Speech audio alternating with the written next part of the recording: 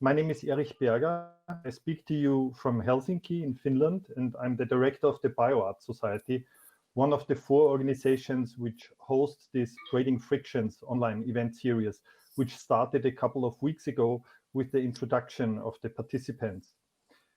You can still review that, I think, on the BioFriction website.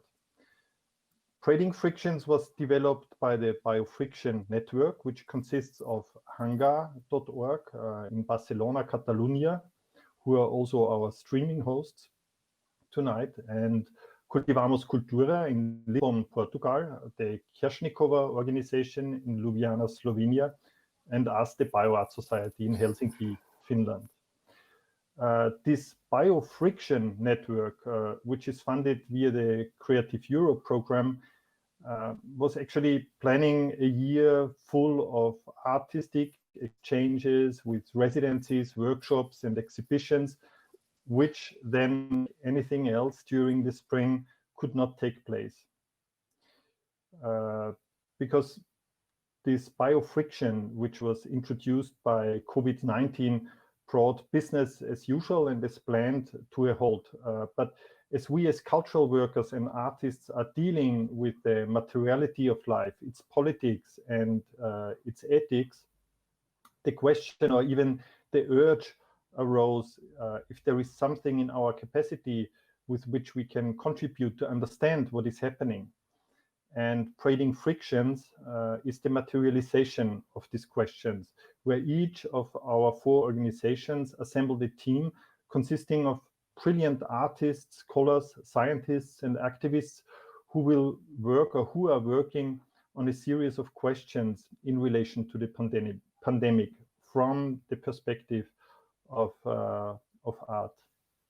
And tonight we will have the presentation of the non-Living Queerings group, which was assembled by the BioArt Society. And what we hear tonight is basically the kickoff of the outcome of the presentations of the working groups. And now I would like to introduce the group. It is hosted by philosopher and post-humanities scholar Marietta Radomska, and she is speaking from Linköping in Sweden, where she is also a postdoc partly, and the other part is at the University of Helsinki. And she's also the co-director of the Post-Humanities Hub. She's the founder of the Eco and BioArt Research Network and founding member of the Queer Death Studies Network and International Network for Eco-Critical and Decolonial Research. Then I would like to introduce visual artist Terike Harpoja. She is joining us from Helsinki. And her artworks, publications, writings, and political projects investigate the mechanics of othering with a specific focus on issues arising from the anthropocentric worldview with its Eurocentric traditions. And her most recent work, in collaboration with Laura Gustafsson, her long-term collaboration partner, which is called the Museum of Becoming, is also currently on view at the Helsinki Art Museum. So if you have the chance, please go. The exhibition just opened. Then Margherita Pevere, who is joining us from Berlin, is an artist and researcher with a visceral fascination for biological matter, as she says herself. For her, bacteria, animals, and plants are allies in the exploration of ecological complexity, and her installations and performances are chimeras intertwining poetics and controversy, critique and desire. And Margherita is also a PhD candidate at Aalto University in Helsinki.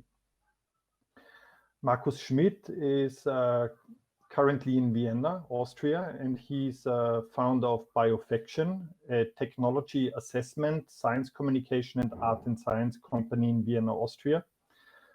With a background in electronic engineering, biology, and risk assessment, he carried out environmental risk assessment and public perception studies in various fields like GM crops, nanotechnology, converging technologies, and synthetic biology. He also helped to chart the field of xenobiology. And also with us from Mexico City is Maire Citlali Rojo. She's a Mexican artist. interdisciplinary researcher and curator in visual arts and body discourses.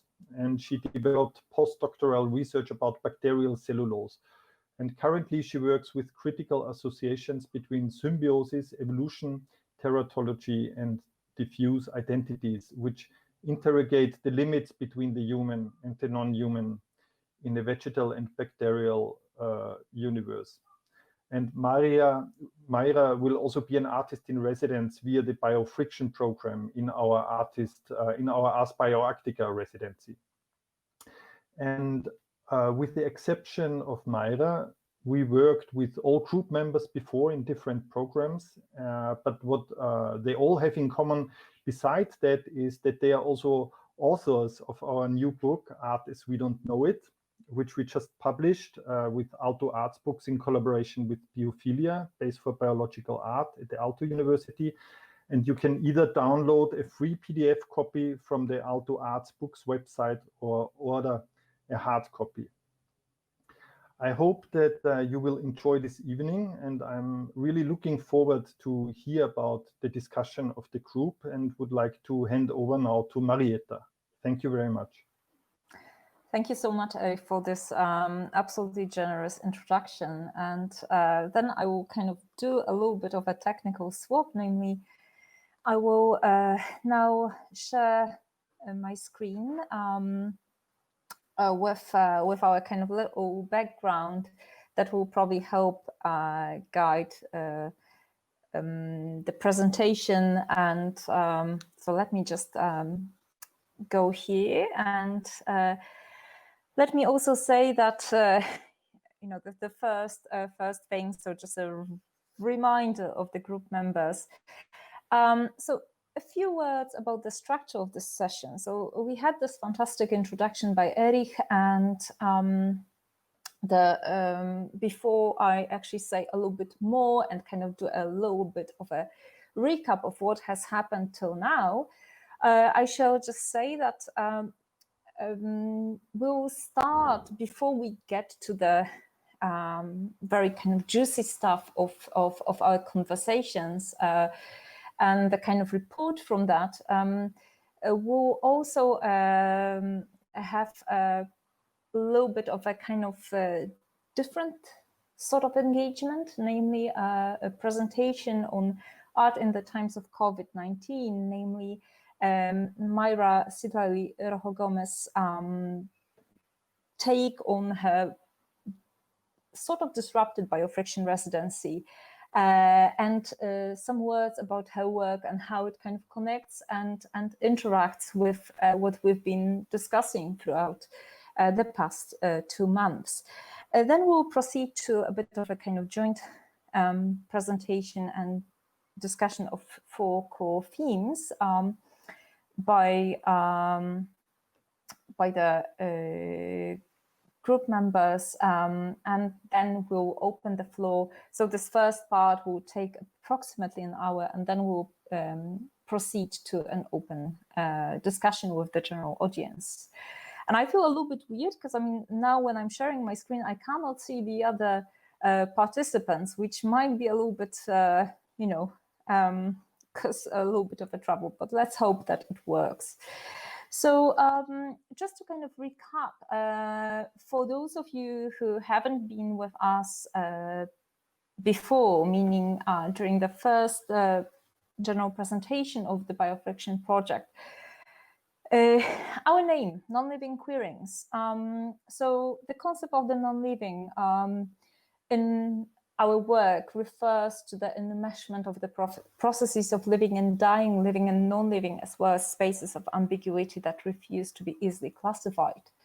And one of those examples of such an entity is, of course, the virus, which requires a host cell in order to replicate, actually not reproduce. And we also use the term queer and queering as a verb and an adverb that refers to the kind of challenging of normativities, of binary classifications, and does not necessarily remain limited to gender or sexuality as such. And our entry points, again, to recap, were 4 questions. And you'll see in a moment that those questions transformed throughout the conversations, turned into a different kind of questions. We started by asking what is the role of art in the unpacking of the now, of our present, diagnosing the now. We also started with questioning how can we understand the long and short-term micro and macro scales, or more than human and non-living actants in the and the processes of the Anthropocene they are involved in. So, for instance, the viruses. We also asked what are the conceptual and material boundaries of living and non-living, as well as their potentials and limitations as act. You'll see in a moment that the question of agency, or the illusion of agency, remains important to us in our conversations. And finally, what ethical and political responses may such an onto-epistemological revision of understandings generate? So maybe a few words about a very important thing, namely the methodology with which the group has worked. So we directed or kind of agreed from the very start that we are very process-oriented. That's what's most important to us. We are question-driven, but also our work is very imaginative and open-ended. So the format that we took and that we worked with was really semi-structured conversations. We were integrating and collecting and working through a number of various resources linked to our individual practice as researchers, artists, scientists, scientific publications, diverse media outlets, also artworks. And each discussion has been documented through notes, minutes, but in a sense, which I think is very important, because of this diversity of views and situatedness, braiding frictions was also part of that process. You will see in a moment that, we were not necessarily super univocal choir, but rather we worked with very different perspectives and remained really open to interesting things and processes that could emerge from those conversations. And the format of this presentation, of course, as you know by now, is the discussion of 4 key themes or red threads. So it takes place in a kind of format of 4 different modules, which each in itself is, I think, a topic in itself, but also they are interrelated. But you'll see that in a moment. And of course, also a few words on our situatedness. So each member of the group was working from their own different individual circumstances or situation. Yet in a sense, I mean, we kind of shared the feeling of being suspended, which I think perhaps a lot of you in the general audience can relate to. While simultaneously also none of us was directly involved, meaning none of us is a healthcare worker, none of us was really involved in any organizations that are dealing with COVID in a very direct, everyday way, which I think is interesting to keep in mind, of course. But also, I think that we would like to throw in here, and the credit goes to Margherita, actually, a very handy metaphor. So our group members acted a bit like antennas in this transitioning world, if we wish to call it like that, and which is also kind of parallel, in a sense, to the role of art and research in the contemporary world. And now let me present to you those 4 key themes or 4 key questions. Before Maire's presentation and before actually the whole kind of 4 theme part of that discussion. So the first question we dealt with is how to define a crisis. What is a crisis and for whom? And so on and so forth. You'll see in a moment. The second theme is how do SARS-CoV-2 and COVID-19 emerge as an amplifier of processes and conditions already at place? How did various narratives on the virus and the pandemic emerge? The third theme, which, as you see, one theme links to the next one, is how can we understand the virus as a non-living entity that is presented to have an agency, and how is such an agency catalyzed and implied in different processes?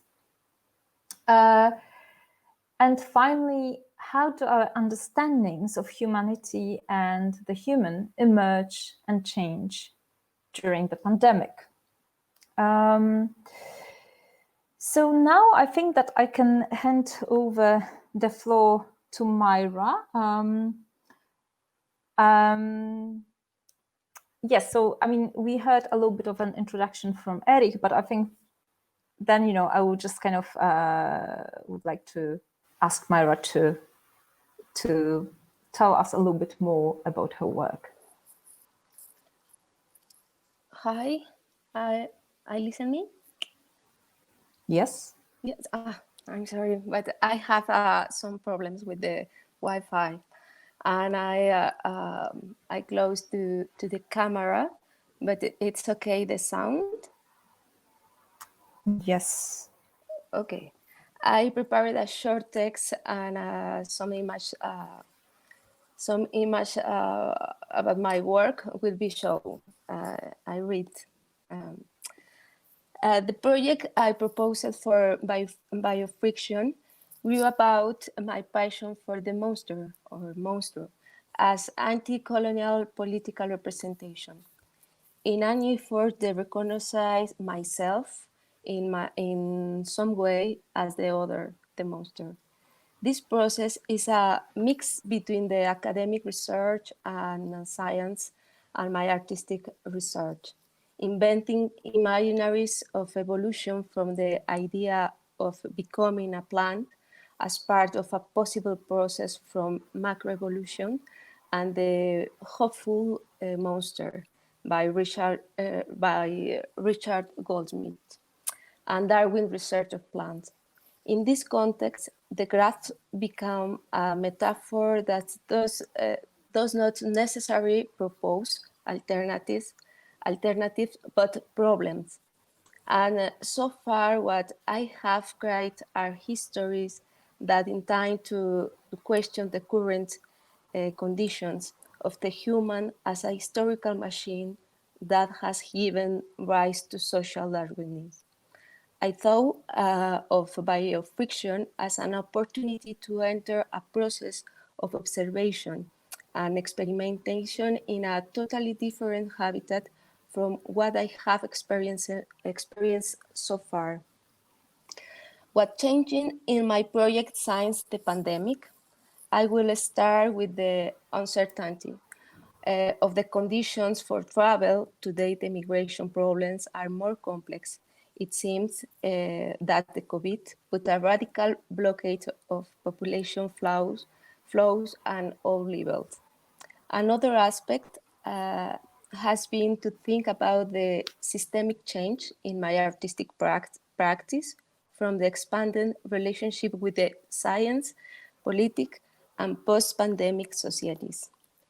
Within the project and conceptual level, situate the practice of grafting as a mechanism of plants propagation and its relation with the process of domestication and artificial selection. Reread the first part of the text, The Origin of Species by Darwin, is contrast to the grafting treaty by Claudio Botelho. I think of the global experience of confinement and the house as a habit, the universe of domestic plants and the modification that are generated in the face of the wild or natural environment. In what way? This process show us the condition of the bypower and the instrumentalization of the spaces. Another discussion is about domestication of the monsters. I finished that with my presentation. Thank you. Thank you so much, Maire. I think that in that sense, this brings us a lot of different themes here, bring us to the questions that will emerge through or that form part of the discussion. I might actually so before I get to the question one, how to define a crisis, I think that I might jump between this shared screen and just, check from time to time the Jitsi window. Because I mean, as I said, I cannot actually see the group when I'm sharing the screen, which is a little bit difficult. So bear in mind that that view might change from time to time. So now we kind of see that the first question is actually how to define a crisis. And I think that, maybe I should then here start, we'll go actually according to the kind of sequence we discussed earlier, and according to the sequence that is on the screen. And I think each of us has a little intervention. Yeah, I think that we should just start, and you see a little bit of a kind of record of that intervention on the screen. So I hope that my group members can find themselves in the slides, and we can just go one by one. So maybe to take this question, I will just start myself, not in a very modest way, but just to ground actually the idea. So the question of crisis has been the red thread that appeared in, I think, all the discussions and throughout the entire work. But in order to pose that question, so what is the crisis? How to define the crisis? I think that, it's as an fun of the tradition, quite highly emphasized by Derrida. I would go back to the very notion of the crisis and to actually its etymological roots. So if we look at the Greek notion of krisis, it's a judgment result of a trial, selection from, and also the word krinein, which means to separate, decide, and judge.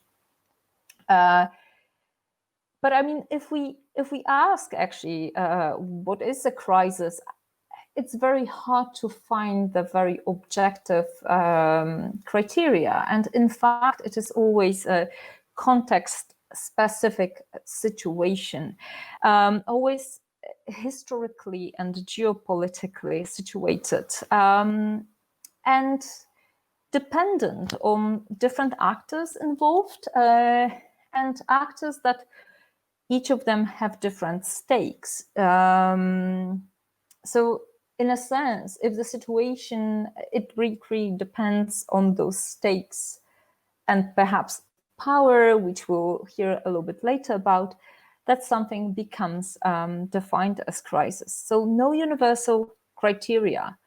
And then we can ask, when is something defined as a crisis?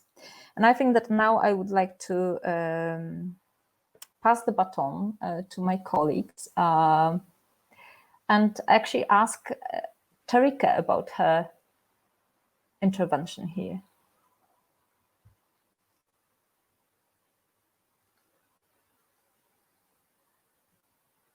Tarika?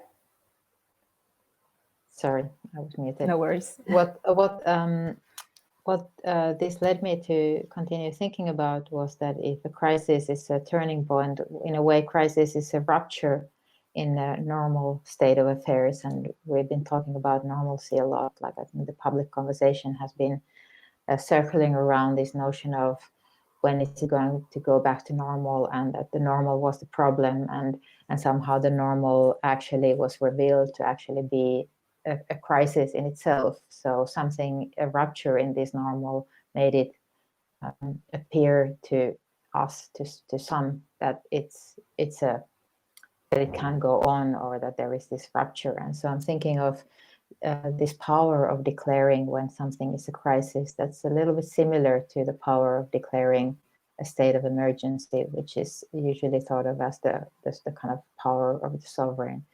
And maybe the only job of the sovereign is to declare the state of emergency, which is when everything kind of is open and no normal laws apply, and you can kind of like, and this also comes back to the Naomi Klein's shock doctrine, like idea of a lot of this, first of all, crisis being constructed, but then also how these constructed crisis ruptures in the normal are used to push through legislation and push through initiatives that otherwise wouldn't be tolerated or wouldn't be accepted.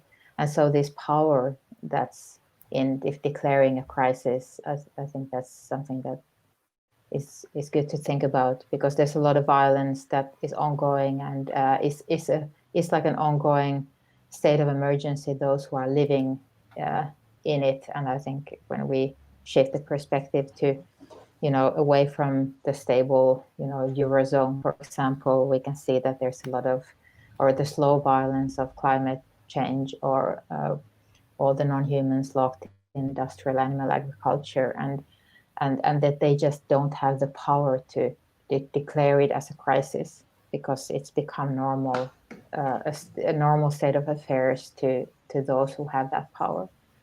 And I'm thinking of Arundhati Roy's text that was circling a lot, where she called this pandemic or this crisis a portal, where on the other side there's something, and we have to kind of think of how and where are we going through in that portal. It sort of laid everything open.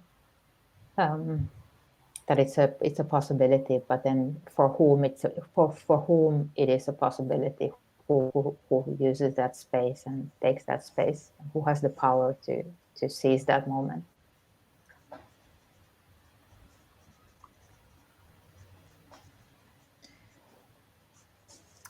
Thank you. Yes. Thank you, Erika. I kind of stopped sharing for a moment because, as I said, I have a very weird experience with not seeing everyone. I think that I would like to pass the baton to Margherita right now. And sorry for kind of saying this and not doing it automatically, but I think it makes it easier. Yeah. Yes, it makes it easier, and also it will come then with the flow. After all, we are all experienced technology, but it always comes with some surprises. So thank you for navigating the conversation. But my observation is very much rooted in what you both said, and also what Terike said. All of us do acknowledge how this pandemic has affected the lives of so many people, and we want to show solidarity with them. But what Terike pointed, by pointed at where does the power lie to acknowledge that there is a crisis and then maybe trigger a state of emergency. We all have experienced either disruption of our activities, loss of income, changes of plans. We might have been stranded somewhere else on Earth, and we couldn't go back to our family, or whatever a family is in your understanding. But who decides when a crisis is on? Who is this we? And again, how Terike just mentioned, where does this boundary, where does this, who has the power to declare a crisis, and who has the possibility to take it either as a chance or as a disruption. The chance of choosing either or is already a sign of a symptom of the position you are in relation to this power. So I think from the perspective of a person who has grown up in the West, in the Western world, in Europe, many people, I see how many people around myself, many people of my generation, depending on what their experience is, but there is a certain tendency to forget that a crisis is historically an exception. Like the 2 generations ago, we didn't probably cry. What we now call a crisis was even more frequent. So there is a underpinning stability that is taken for granted. And on the basis of this stability, the possibility of declaring a crisis does rely on those who have the power. And then again, do you take it as an opportunity or a disruption of your life?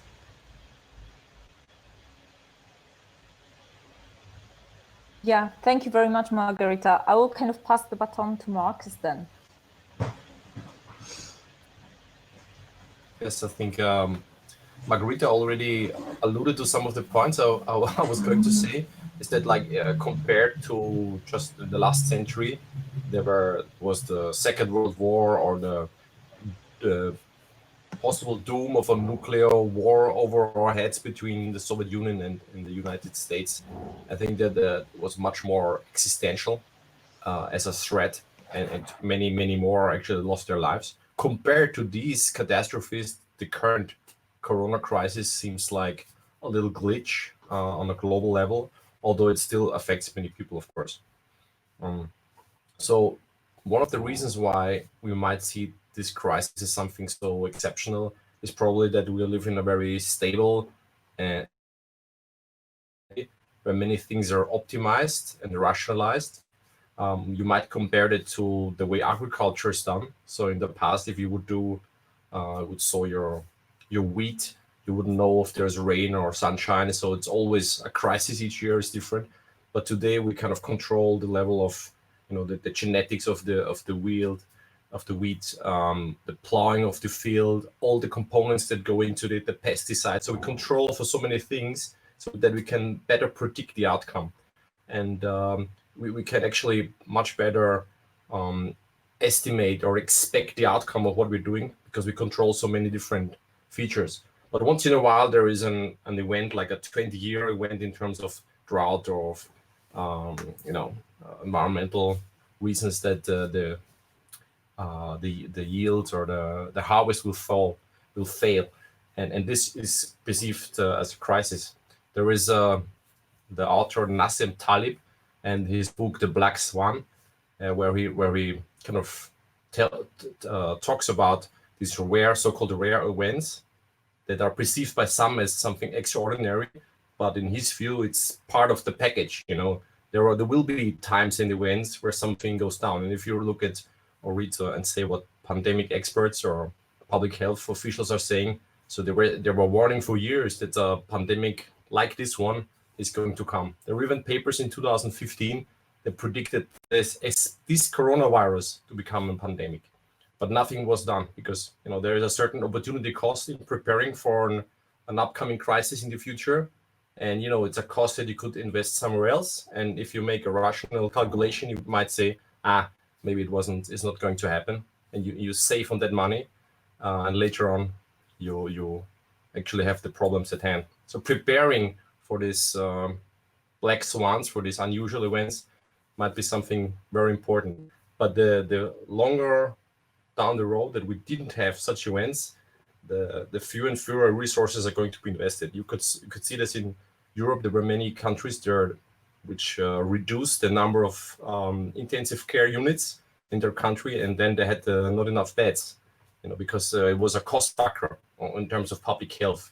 And in a normal year, you don't need it, but in such a extreme year where you need more intensive care units, this is the time where the crisis actually, in a sense, was also self-made by not acting and preparing towards these unusual events that are, although also predictable and calculable.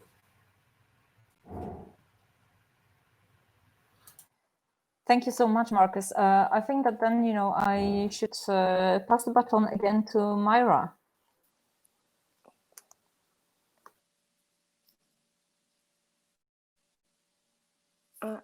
Yeah.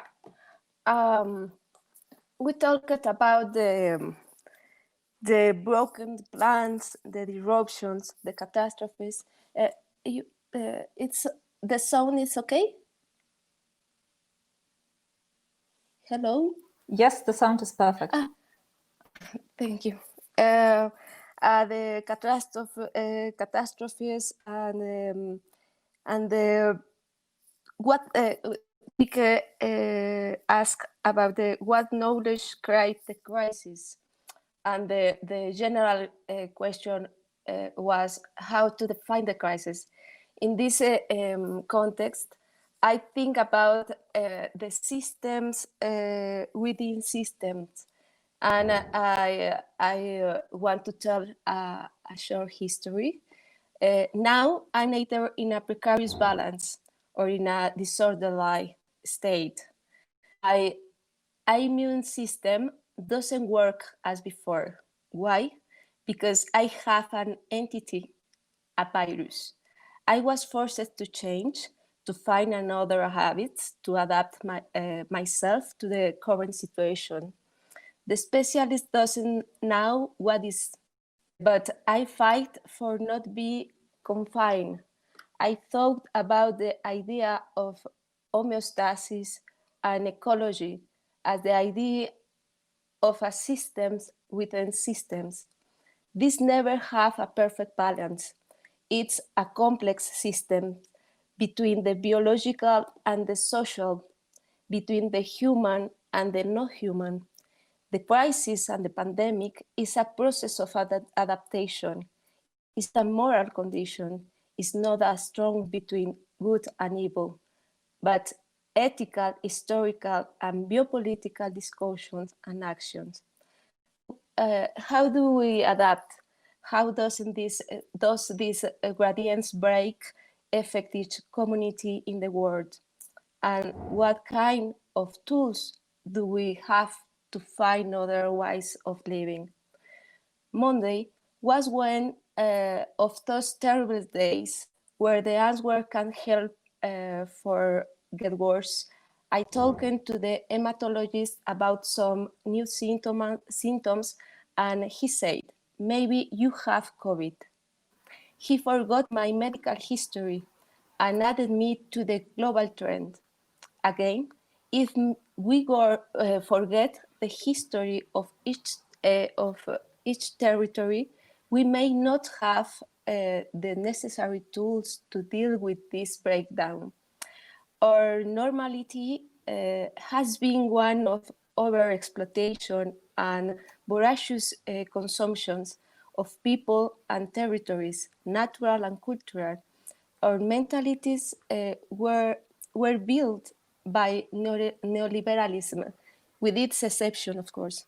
Perhaps the post-pandemic experience will bring us closer to the slowdown and to thinking about other possible worlds, or perhaps not. From my point of view, it depends on social strength and organization. Maybe the path is the practice and to think about cooperation. Thank you so much, Maire. I hope that you can hear me right now, right? Yes. Excellent. Thank you. Can I add? So, sorry. Can I add something before we move on to the next question? Yeah, of course. Absolutely.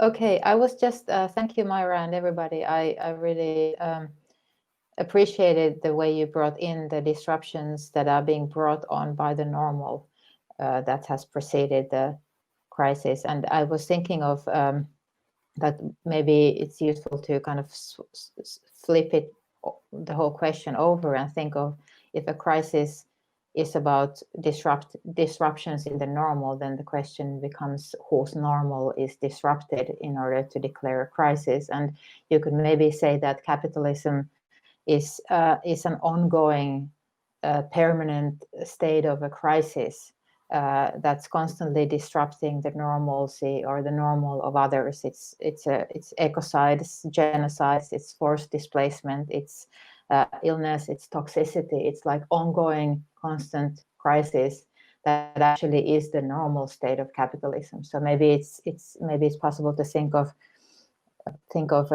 capitalism as a crisis in itself, or a crisis as the normal of capitalism. And then what is the disruption, or how to kind of move to something else then back to that normal. Absolutely. And I think that, this will actually kind of just brings us very naturally, in a sense, to the next question, which is actually kind of just a development of, or kind of like more channeling of the first question, namely, how actually do SARS-CoV-2 and COVID emerge as an amplifier? Because I mean, what actually has been a very strong red thread, and what emerged every now and then, like again and again, was that actually the pandemic is not necessarily an event as such. I mean, in itself, but more becomes actually an amplifier of processes and conditions that are already at place, that have been at place for a very long time. And this kind of connects us to all the implications of capitalism, all the stuff that Tarek has just mentioned, and all of you actually in the group. So how also, like, what this links to is how the various narratives on the virus, which I mean, we of course recall, like the association with a certain geographical location, with certain processes, and so on and so forth. But how those narratives emerged, and what they are a symptom of, in a sense. And so then, actually, again, we'll kind of go one by one, and I will kind of try to indicate like what is the sequence. So maybe let me just start with if we talk about the pandemic as an amplifier, in fact, it actually worked very much as a factor exposing continuous destruction of biodiversity, climate change, socio-economic inequalities, overconsumption, anthropogenic degradation of nature.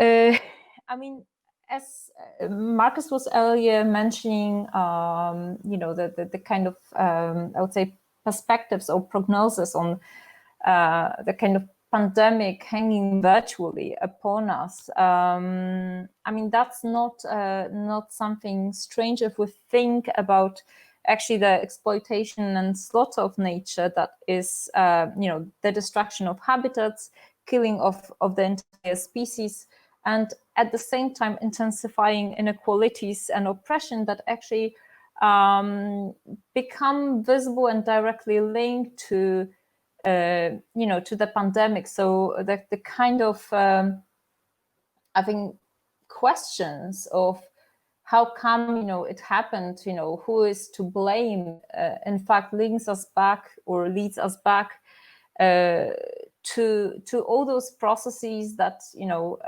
sense make us question, like, it could have also happened already much earlier. So in a sense, I think the phenomena that we are kind of witnessing right now and are involved in work like a prism, and a prism that shows or sheds light on environmental violence, social and environmental injustices, but also, different spatial, temporal, material scales that are at work in the Anthropocene, that kind of Anthropocene brings together, but also works as a prism that gestures towards something that we'll talk in a moment about, namely the kind of non-human or more than human agentiality.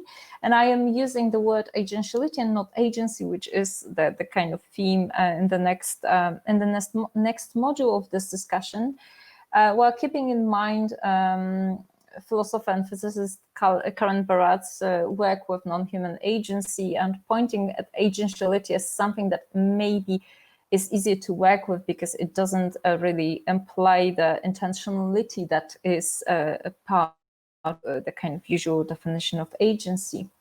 And how actually this situation, kind of amplifies also the fact that more than human processes or entities might not necessarily obey human control. I mean, it's very, it's kind of cliche to say perhaps, but at the same time, I think that the illusions of control over biological matter are very strong nonetheless. So the pandemic shows us, in a sense, that, those disruptions of actually not being omnipotent can happen. And having said that, I think that I will just pass the baton to Margherita and her take on that question.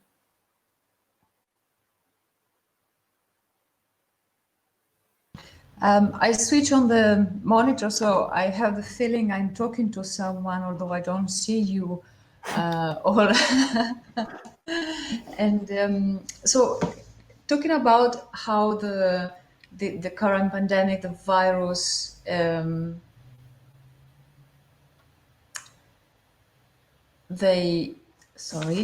are we on the amplifier? On the amplifier, yes. Sorry, I got for one moment. I was afraid I mixed up my notes. No. It was good. I had the right wine under my eyes. This concept of the amplifier came up during our discussion, a very interesting point, because in a very interesting way, because we realized that the threats that we were seeing and that we were acknowledging in the literature we had and what we saw around us and what our experiences are, were actually a surging of situation and context that were already there, like the polarization of certain political discourse, or the certain attention to the ecological tension that is probably at the root of this pandemic, or the social inequalities that come up during this pandemic, during this crisis. So we start inquiring how this virus has created a wave, and in this sense it does retain an agency of some kind. And thank you Marietta for specifying the difference between agentiality and agency. Of course, we don't think that a virus has intentionality, but it does set in motion certain waves that do have effect in response with human behavior and social context. But my point to this is how this amplifier worked and affected vulnerabilities that are present. And vulnerability is a concept that in my individual research is quite important. It's a concept I've borrowed from feminist tradition, feminist critique, in particular the work of Margaret Schildrick, but she's not the only one talking about it. And this coupled with my experience of working with biological material in my practice that is always unstable.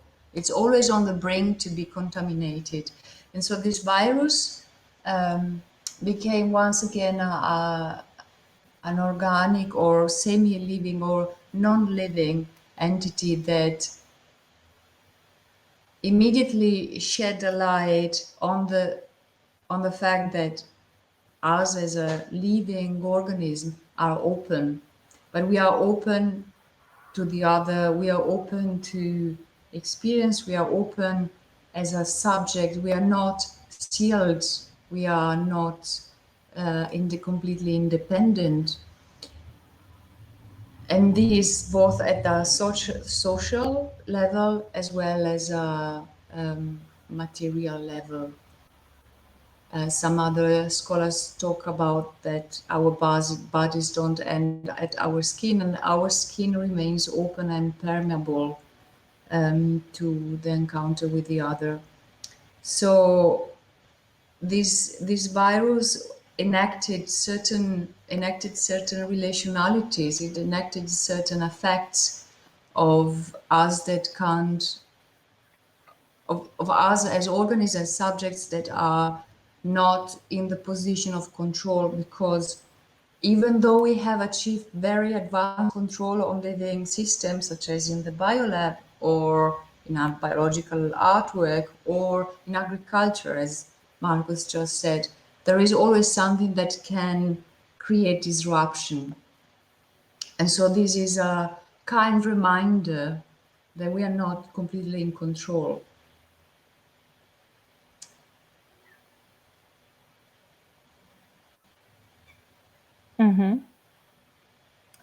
Thank you so much, Margherita. And I think that's on that note of the control, I think I will pass the baton to Terika.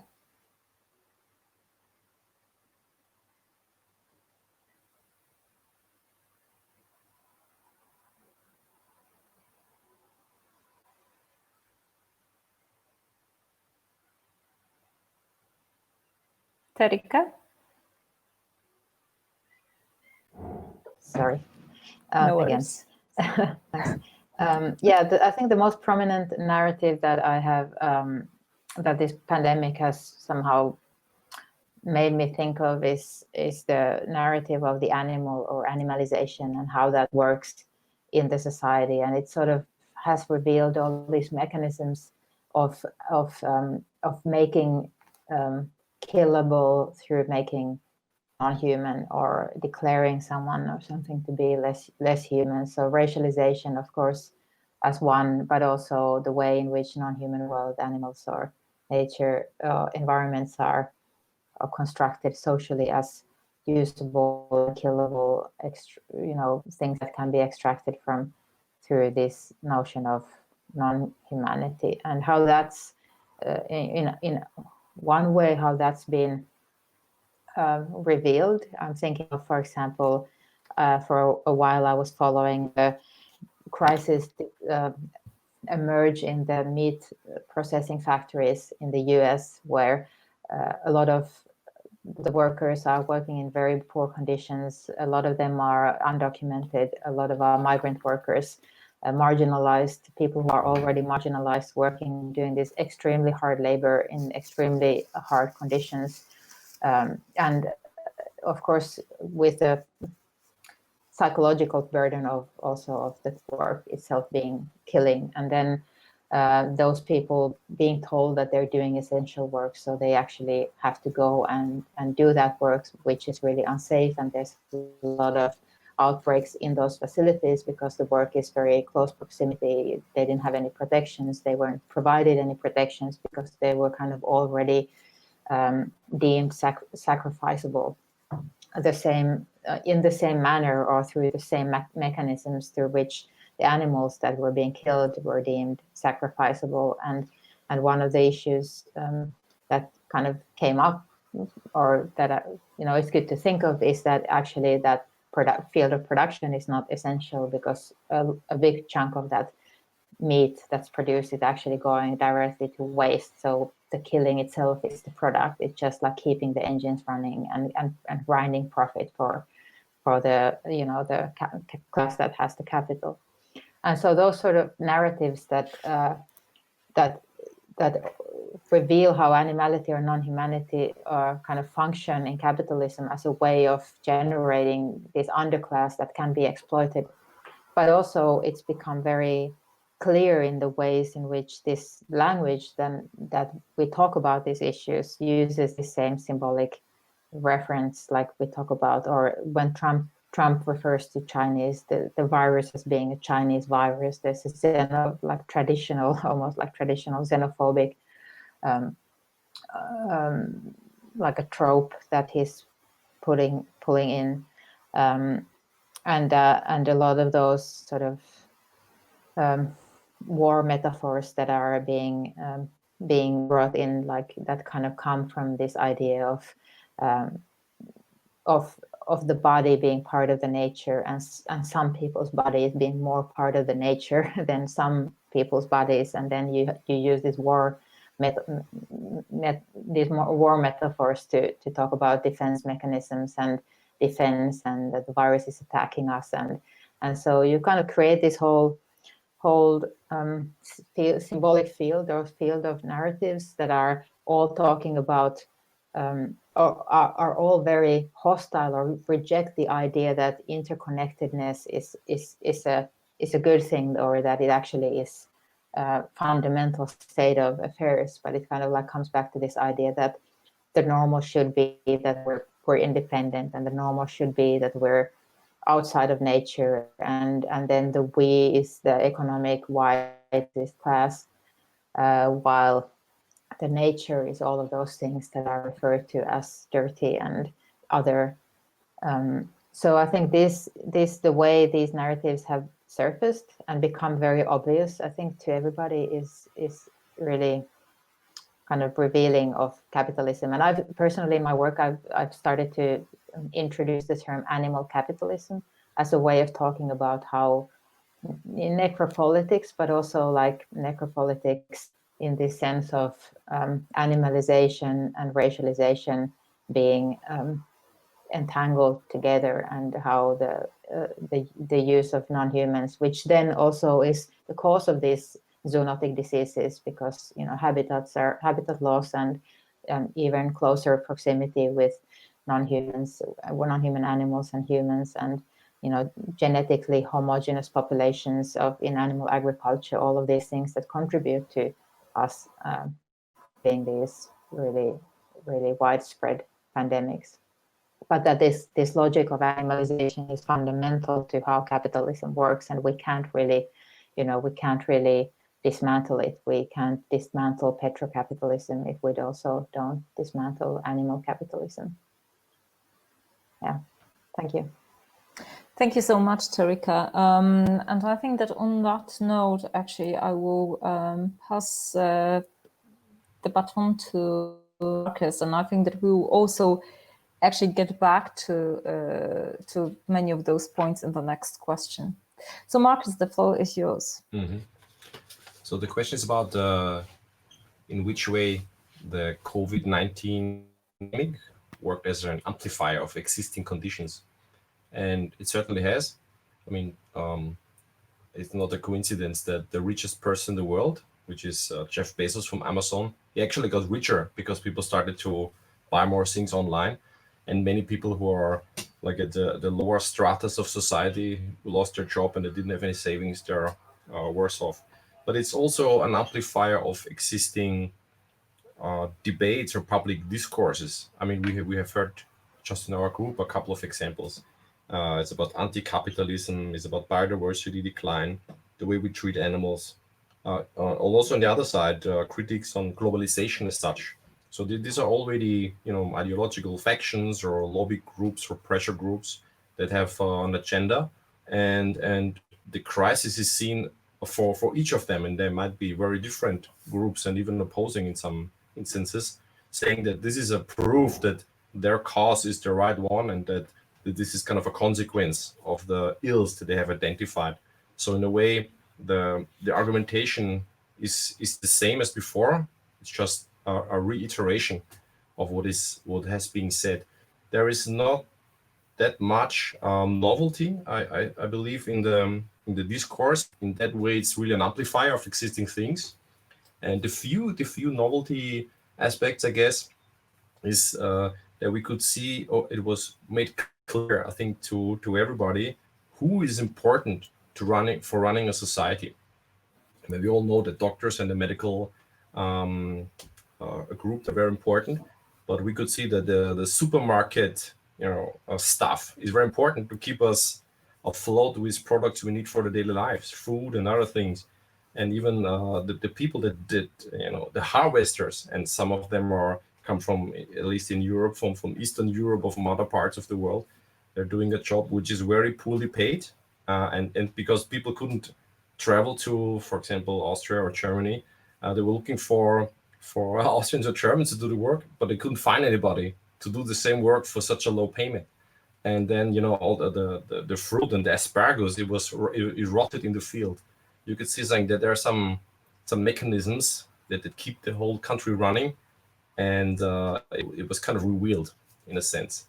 I have to make also a critical note about artists. I think that you couldn't see that artists seem to be part of this essential group to keep a society running, at least not on a short or medium term level. The second question is about the narratives about the emergence of the pandemic. So the kind of the mainstream argumentation is that this has been the virus has spontaneously emerged because of a close interaction between people and humans, probably bats, but there are also other animals where the virus could have been arisen from, or has been intermediate carrier. But there are other people who say that maybe the only biosafety level 4 laboratory in China, which happens to be in Wuhan, and where they actually were working and genetically engineering coronaviruses. And there has been a paper a few years ago, even in Science, where they were showing how to manipulate coronavirus in order to be transmitted to humans. I have to say, there is no proof that the coronavirus actually was made in the lab. Nobody can say that, but just some people are hinting to that position as well. And there's first and foremost a lot of uncertainty in how this pandemic emerged, what was really the cause. Maybe it was randomly a random mutation, or it was partially intentional, or an accident. There are many possibilities, and because there's so much uncertainty, this is filled with creative storytelling. And regarding on your on the gullibility or belief structure of people, that they believe in this right away. Actually, we cannot say anything about the emergence so far. Thank you so much, Marcus. And I think that with this, I will pass the baton to Maire right now. Okay, sound good? Yeah. Yes. Okay, thank you. I take the Marcus question, who is important, and the theoretical idea about the necropolitic state or governments too. The coronavirus in Mexico, or in all world thing, built a subjectivity.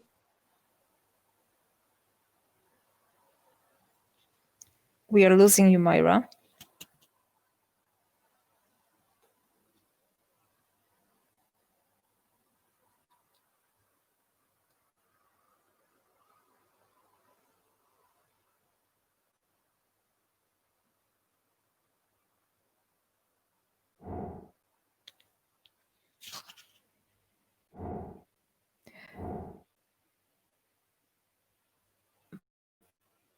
Maire, we are losing you, I think.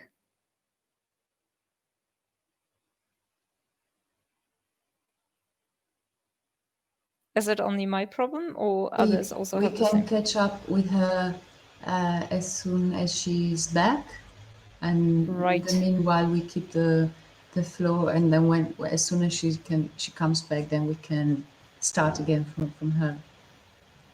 Right, but I mean, should we then kind of proceed to the next question, or rather, would you like to kind of react to to previous interventions, because I mean we are also, I'm kind of looking at time, we are past 7 and we are halfway. Yeah. Time flies. I think we can move to the other question and keep the thread for when Maire comes back. Unless there are urgent questions that absolutely have to be addressed. Yeah. Right. So then we move to question 3, namely, how can we understand the virus as a non-living entity that is presented to have agency, and how is such an agency catalyzed and applied in different processes? So this kind of brings us back to what I said before, and of course the kind of the concept of the non-living sort of stems from the kind of general philosophical problem with philosophical definitions of what life and non-life is. And because there's a problem or a clash between, the kind of juxtaposition of life and the living within the tradition of Western philosophy since antiquity, and that by that I mean Aristotle and even his predecessors. On the one hand, and on the other hand, the kind of biological traditional definitions of life as or a living entity as an entity that fulfills the kind of 4 different criteria, including reproduction, passage of genetic information, having a body and movement. That's the 4 criteria. But I mean, what actually the virus brings us to is this kind of ambiguity of an entity that is neither properly an organism, if we keep those traditional criteria, nor of course an organic inert matter. And then, we have the question of agency, or, if we think about agency as a capacity to act, to have an impact, to mobilize things. But traditionally, that also implies intentionality, as we said. Barat proposes... I don't know, it is broken before I finish speaking. Maire, we will bring you at the end of that question, I think, as then the 2 reactions to 2 questions. Is that okay? Okay, perfect.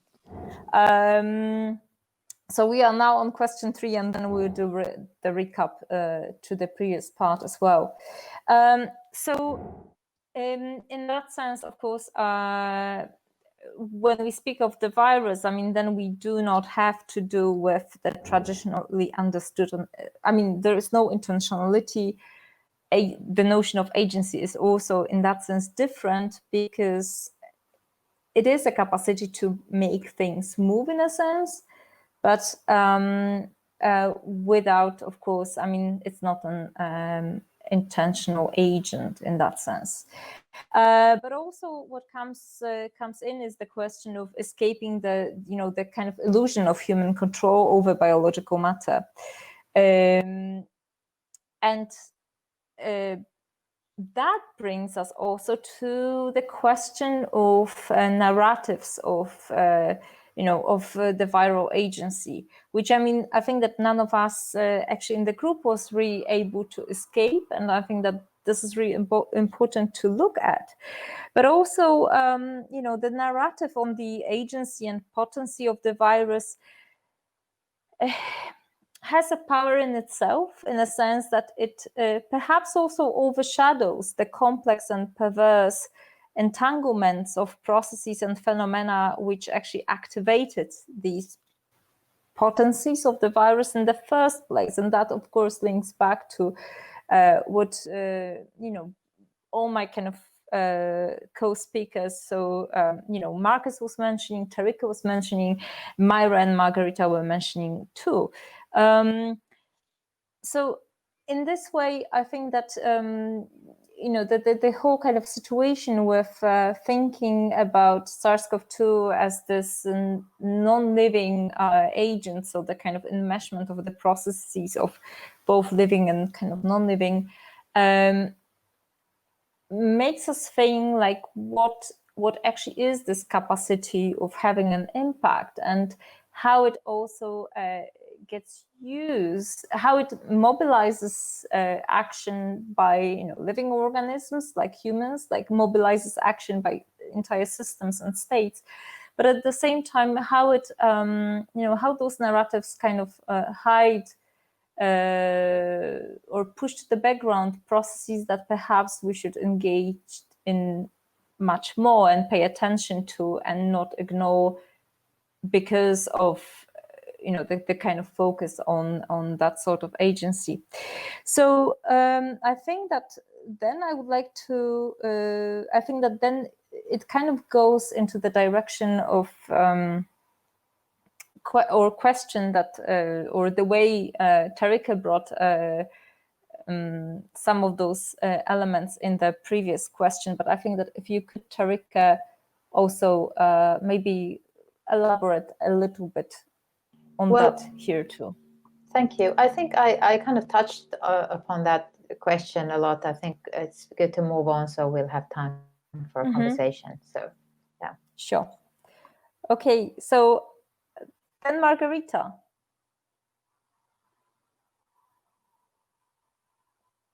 Margherita? Yes. Do you hear me now? Yeah. Yes. Thank you. Yes, I also think that some poets were already mentioned earlier in the conversation, but I took some notes on while our conversation was evolving, of how this non-living entity exceeds the common definition of what life is, at least in Western culture. And at the same time, it became a daily, all of a sudden, it became a daily presence that was linked to death and life.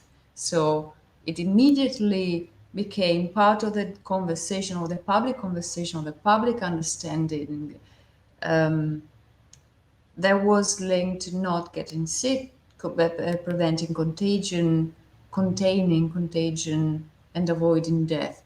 So I found this closeness between the non-living and the idea of the non-living entity, and how it directly enters in this discourse of what should we do to keep living, to take care of health. Of course, there are a variety of microorganisms that are not dangerous to our health, but then all of a sudden the microorganism, the virus, became an agent of war, an agent of death. And I have the feeling that throughout the last weeks, last months, there was a imbalance towards this perception of the non-living as an entity of death, in a context where death is understood as the end of life. So this, I don't think this is an answer to the question, but it's rather an observation that has a reason from bringing together our conversation in the last weeks and today. So thank you. Thank you so much, Margherita. Then I think that we pass the baton to Marcus. Yeah. So the question of agency is an interesting one, because in a strict sense, the virus doesn't have agency, since agency would need a kind of the ability to have different options at hand and to be able to choose, and not only choose always the one that is the most beneficial, but also one that is could be detrimental. And in this sense, I think that the capacity and the ability of a virus is certainly so reduced that it's hard to see an agency in that.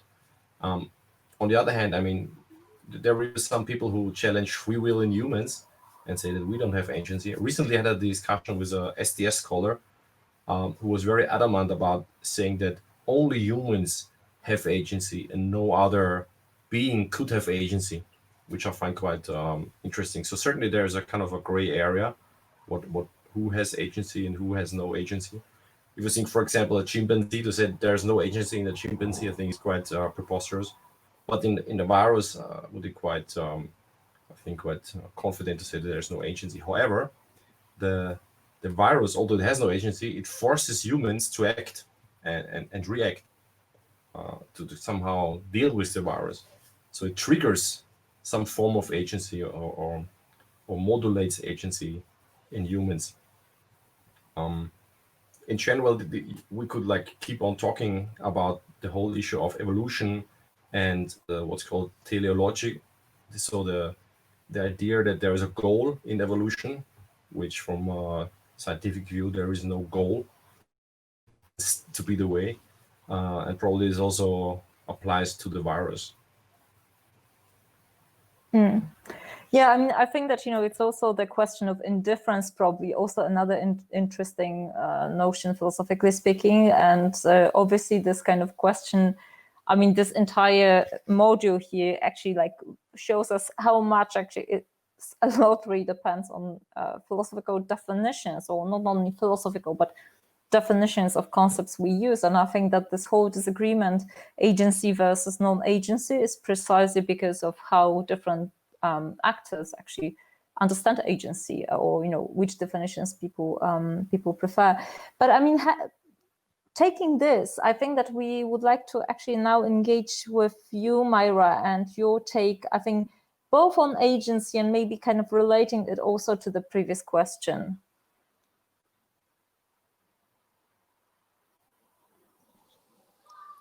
The sound is okay? Yes. Okay, I'm sorry.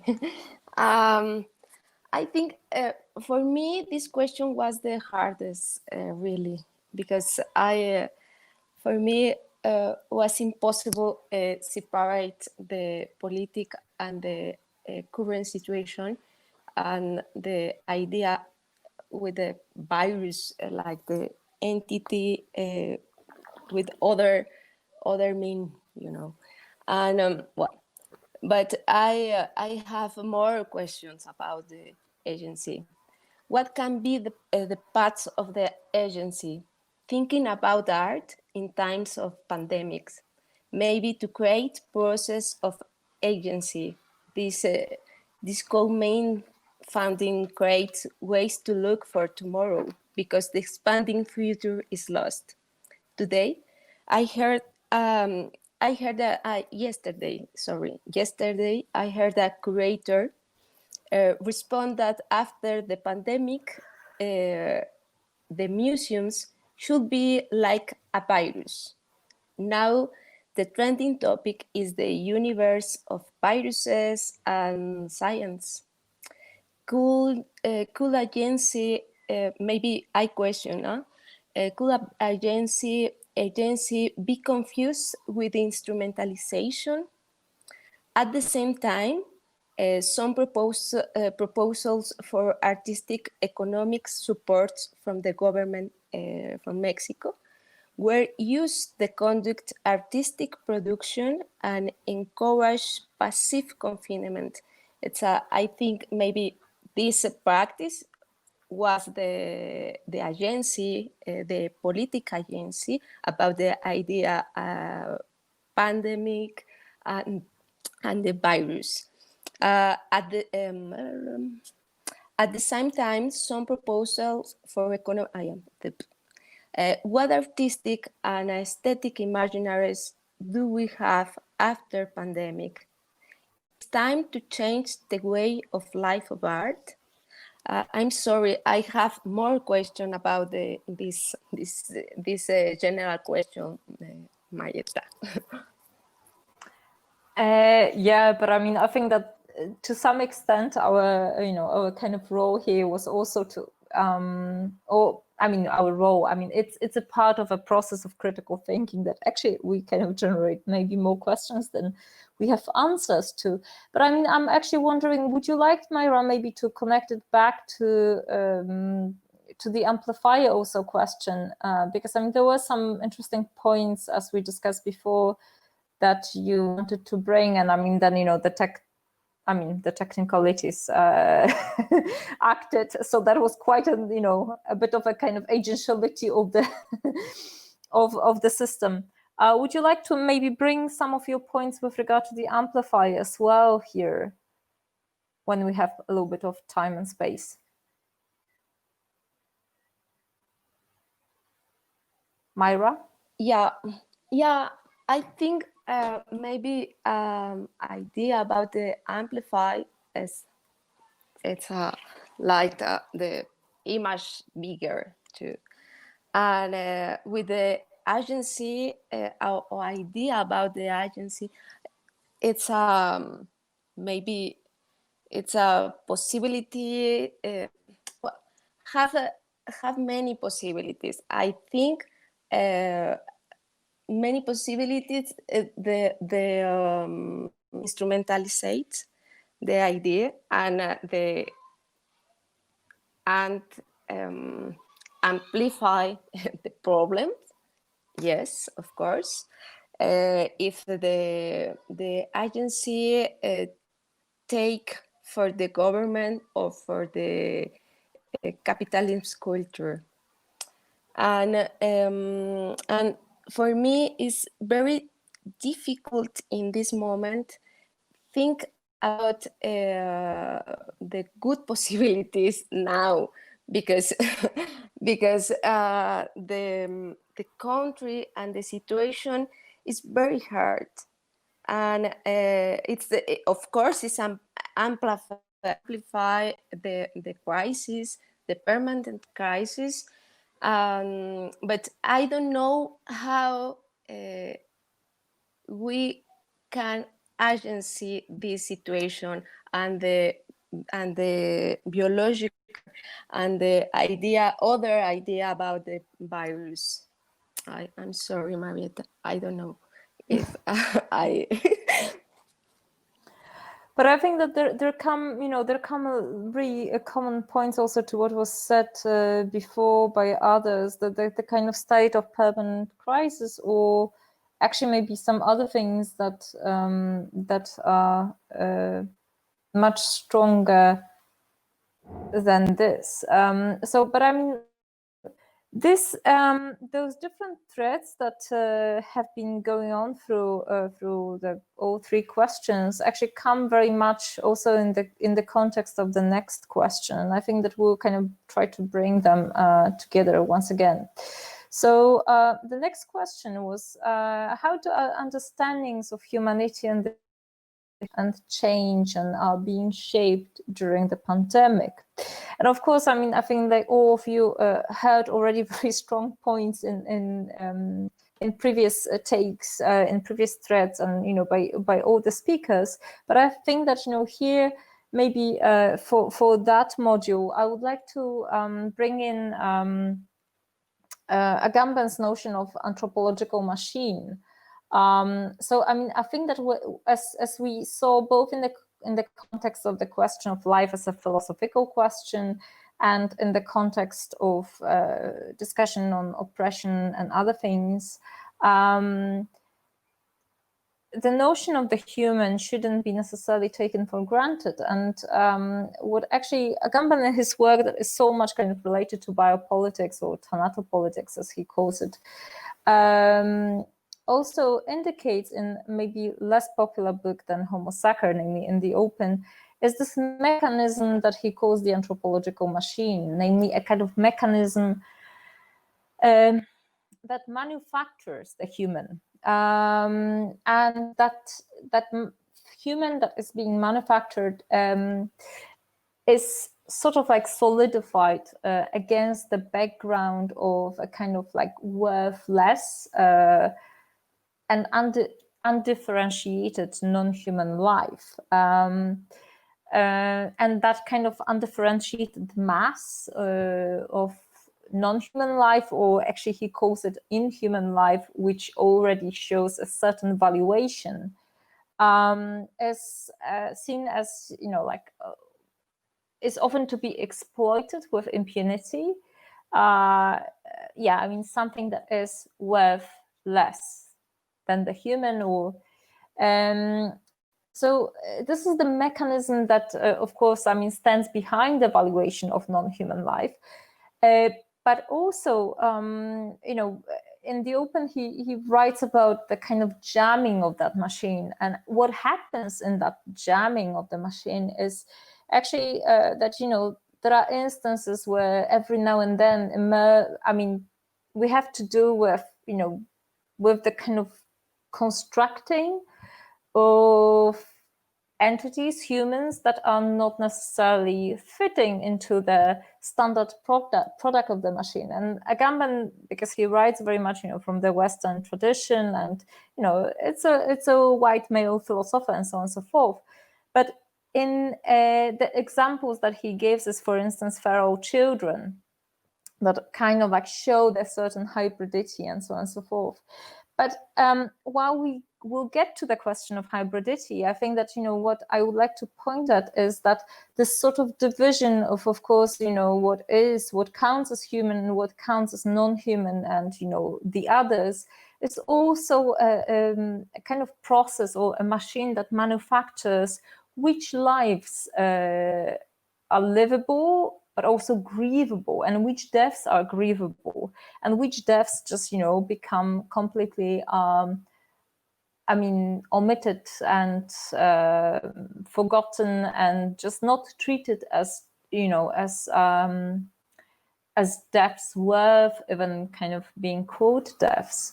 And I think that, you know, the pandemic, but also some other crises that are very, you know, speeding up in the background, including the whole environmental disruption, are actually really showing us, you know, which deaths are grievable, which are not, which don't even count as deaths. So I think on that note, I will pass the baton to Margherita. Big responsibility after measuring these very complex themes, and I think with these I would like to respond with the art to this question. Let's try if I can do that, because I think that both Maire's work and Terike's work has a lot to do with this question: how do we understand humanity? And I hope Terike will be so generous to tell us about her long track of research on this topic, especially in relation with humanity, and what Maire's described as her plans for the residency, which now we know will take place later in time, has also a lot to do with this regard. So while I was pondering on this question, I was thinking how can we imagine the human in a different way? How can we do it differently?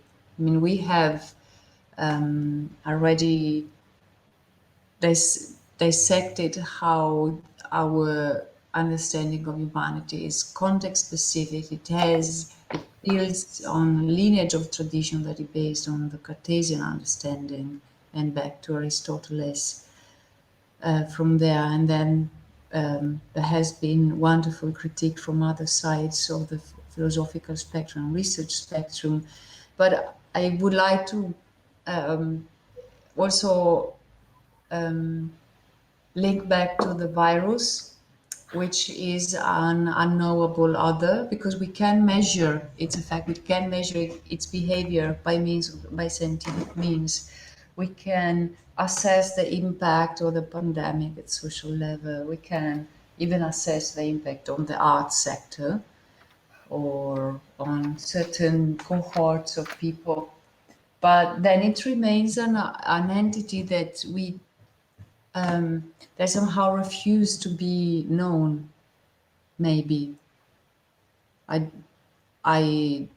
leave a question mark on the intentionality of the virus, I promise, but there is something that remains other, and is other, we know now that often the narrative of the other is often grounded on a devaluation. You and Erika mentioned with regard especially of the animal. So how can we harness this crisis, or harness this possibility of discussing, of as artists being an antenna, considering the situation, seeing how the suffering of others outside our window? How can we take this energy and continue, because there are so many colleagues and artists and researchers doing this already, but how can we continue, try to imagine the human differently, moving from the fact that there is something we won't really understand fully, which is other, and because of this we don't need to devaluate it, it's just different than us, but then it's part of us, it's part of being in the world. I would like to take this question for me from this series of conversations that I have with the non-living queering groups and bio and braiding friction. And I would like to hear what the others have to say. Thank you. Thank you so much, Margherita. And I would like to actually now summon Terike to this question. Yeah, so maybe just to briefly add or continue where Margherita left off. Well, one thing, it's good to remember, like you said, that Agamben is working in this very Western framework, and he's also not interested in the non-human animals as such, or like interspecies politics or interspecies justice. So kind of the animal remains this negative figure in that line of thinking. I think is true of a lot of biopolitical thinking. It's not really problematized because there's so many problems that kind of like a Pandora's box that opens. But exactly. But obviously, like there's this human nature divide and human non-human divide. This kind of binary thinking that is typical to Western traditions is not common in a lot of other traditions, and there's a lot of criticism also of Agamben stating that maybe and of this whole tradition stating that maybe like Zakia Iman Jackson, who's a really interesting philosopher, just has a book out called Becoming Human, where in one previous article she was suggesting maybe the direction of the post-human is not temporal, it's not to, you know, and it's not what comes after humanism, but it's like geographical, that other way of thinking of humanity already exists in different places, and we should just actually look to non-Western and non kind of white traditions to discover, not discover, but to remember or acknowledge that actually these like post-human philosophies and worldviews and cosmologies do exist. So that's one thing. And then maybe to think of like this kind of becoming human otherwise, and this idea of hybridity, and how this anthropological machine is trying to ceaselessly like purify humanity from this underlying animal foundation, and of course doesn't achieve that, and it's visible in so many different, like culturally, but also in medicine, in the way we use antibiotics that are like killing our gut bacteria, and then we get sick from that. So everything about this attempt to purify humanity is actually, in the end, it's toxic, because we're not only human. Like our bodies are not only human. We are superorganisms. We're interdependent on the well-being of this kind of hybrid constellation of entities that have different levels of consciousness and different levels of ways of existing. And in some way, what happens, I think, in the way the world is built under capitalism, which is one thing we see, people who live under oppression talk about weathering, and how living and trauma, of course, intergenerational trauma of living under conditions of oppression, and how that constant stress causes you to also become, it's like a pre-existing health condition, just the stress, because it makes you vulnerable, your immune system vulnerable to any virus or bacterial infection or anything that can happen, that your body can't actually have like a healthy reaction and healthy defense mechanism towards that. So I'm thinking of also the ways in which we're made physically vulnerable, and some of us are made more vulnerable because of oppression, and because of those systems that are destabilizing our natural state of being, which is that we are ecosystems, that we are hybrid, that we're not only human, and how to find again a balance even on the level of the body, psychically and also metabolic wise, even with that hybridity, I think is important in thinking of becoming human in another way. Yeah, thank you. Mm-hmm. Thank you so much, Terika. I will now then, and thank you particularly, for actually drawing attention to the kind of contextualization of those philosophical frameworks. But now I will kind of pass the baton to Marcus. So there was much talk about cleansing, I think also purification, but I think we can also learn quite the opposite of that, namely that since the virus seems to have come from other animals, like bats, so the virus that infects humans and those found in bats are very similar. And there are others that are very similar that are found in pangolins, which is an animal that very few people probably knew before the COVID crisis. It could crawl up itself and protect with its shields against other animals who want to eat it. It's kept as a pet in China, and sometimes they also eat it. So maybe there has been the virus were jumping from one animal to other one, or there were coronavirus that affect humans and coronavirus that affects pets in the same organism, and there was a kind of mix-up of the genetic makeup. And it turns out that the receptors on cells in bats and humans seem to be quite similar. So instead of us being very different from animals, it turns out, at least in this respect, when it comes to viral susceptibility, very like other animals.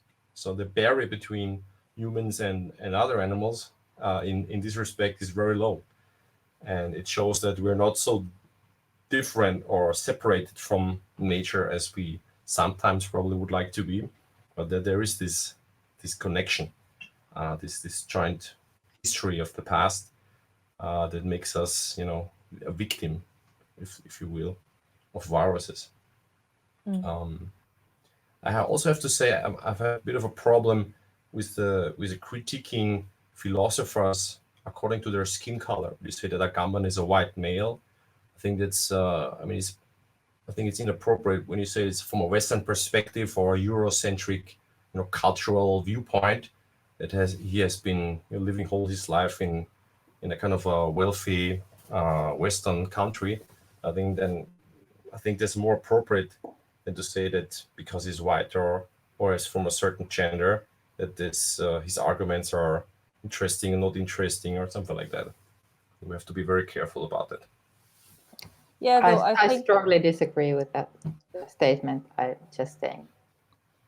I think the situatedness of philosophers actually quite has a huge impact on the way they are thinking. So I think that this is, one of the examples of creative frictions in the group, which you actually are now witnessing, dear audience. But I think, keeping in mind the time frame, I think that I would like to pass the baton to Maire, and we'll open the floor for more frictions in a moment. Well, I think this question is very fascinating for me, and I take idea about the Nietzsche, about the human to human, and for me is this question. the colonized instrumental rationality, it's part of the humanism and these contradictions. Perhaps have we been too human now? In other words, we have reached the limit of expropriation of what colonial philosophy and science defined as natural and human resources. But in this moment, I remember about the idea about the no human life and other works, other my works of the research, and the figure for the zombie. The zombie are a very interesting figure that has two interpretations: alienated bodies or bodies that don't postpone revolution action. And that leads us to the Black revolutions in Haiti and in Brazil. In the case of the alienation of rotten bodies, some stories led to a virus infection. But there are other zombie stories where they are alienated and yet that they can tell which human is infected, and they don't care about their brain. It's for me, this word, the no human is a zombie, of course, and but the virus is very important for they too, because when the human have the virus, the zombie don't care their brain. Anti-colonial zombies, from the ideas of Frantz Fanon, we can refer to the presence of the ritual. What I mean is that from these narratives, we can break certain metaphors and move to others.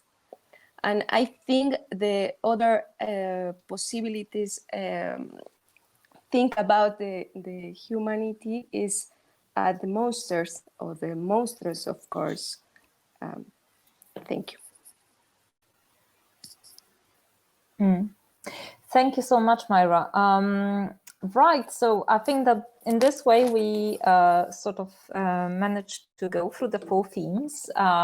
So thank you for staying with us. And now let us proceed to the general discussion. So now I will stop sharing my screen and I will finally see people. Sorry, this was technically difficult.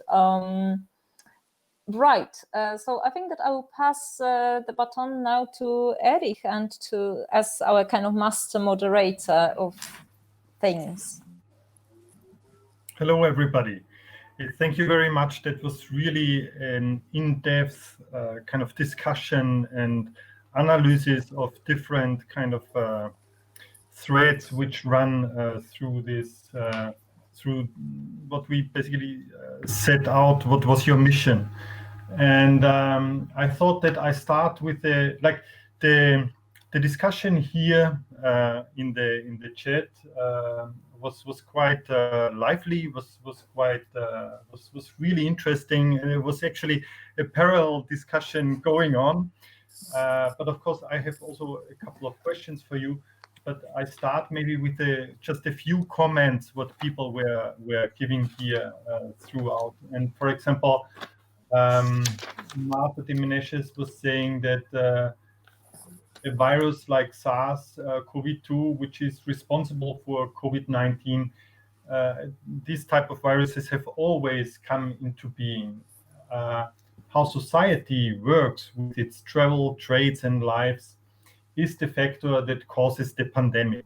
So she basically says it's not the virus, it is the state of the world it finds itself in. And that also maybe is really a nice, I would say, pointer towards maybe questioning the virus to be formulated as a non-human agent. Because like if we look at this from this perspective, it is a human agent in the sense that human activity enables it to become what we perceive it. Yeah? Then somebody else who only had a number in the chat was saying, regarding the notion of agency, we have been too human. Yes, we have to unlearn some parts of Western metaphysics and pay attention to other articulations, such as, for example, the Amerindian mythologies, where at the beginning of times, animals and humans were one single, multiple, continuous and heterogeneous thing. And I think that probably Maire, Cecilia Wilka, and some others have a lot to say concerning that. I think that this is a whole discussion on itself as well. And I think in the whole discussion, there are a lot of traps on the way also. One of them is maybe also the anthropocentric trap, which was also discussed in the forum a little bit, like in relation to the metaphors we use when we talk about, when we use the language of medicine, when we use the language of politics, how the virus is kind of titulated as an enemy, and how we wage war against the enemy, but also when we talk about crisis or when we talk about agency.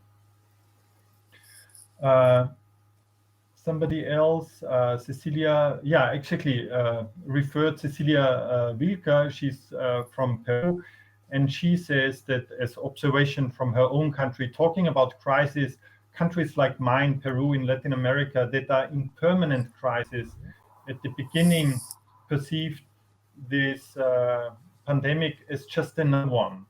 But to have the perception of this is just another crisis of what we are constantly in was their real problem, according to her, because most of the population thought that they are already so strong and they are like crisis immune, and that was their worst problem.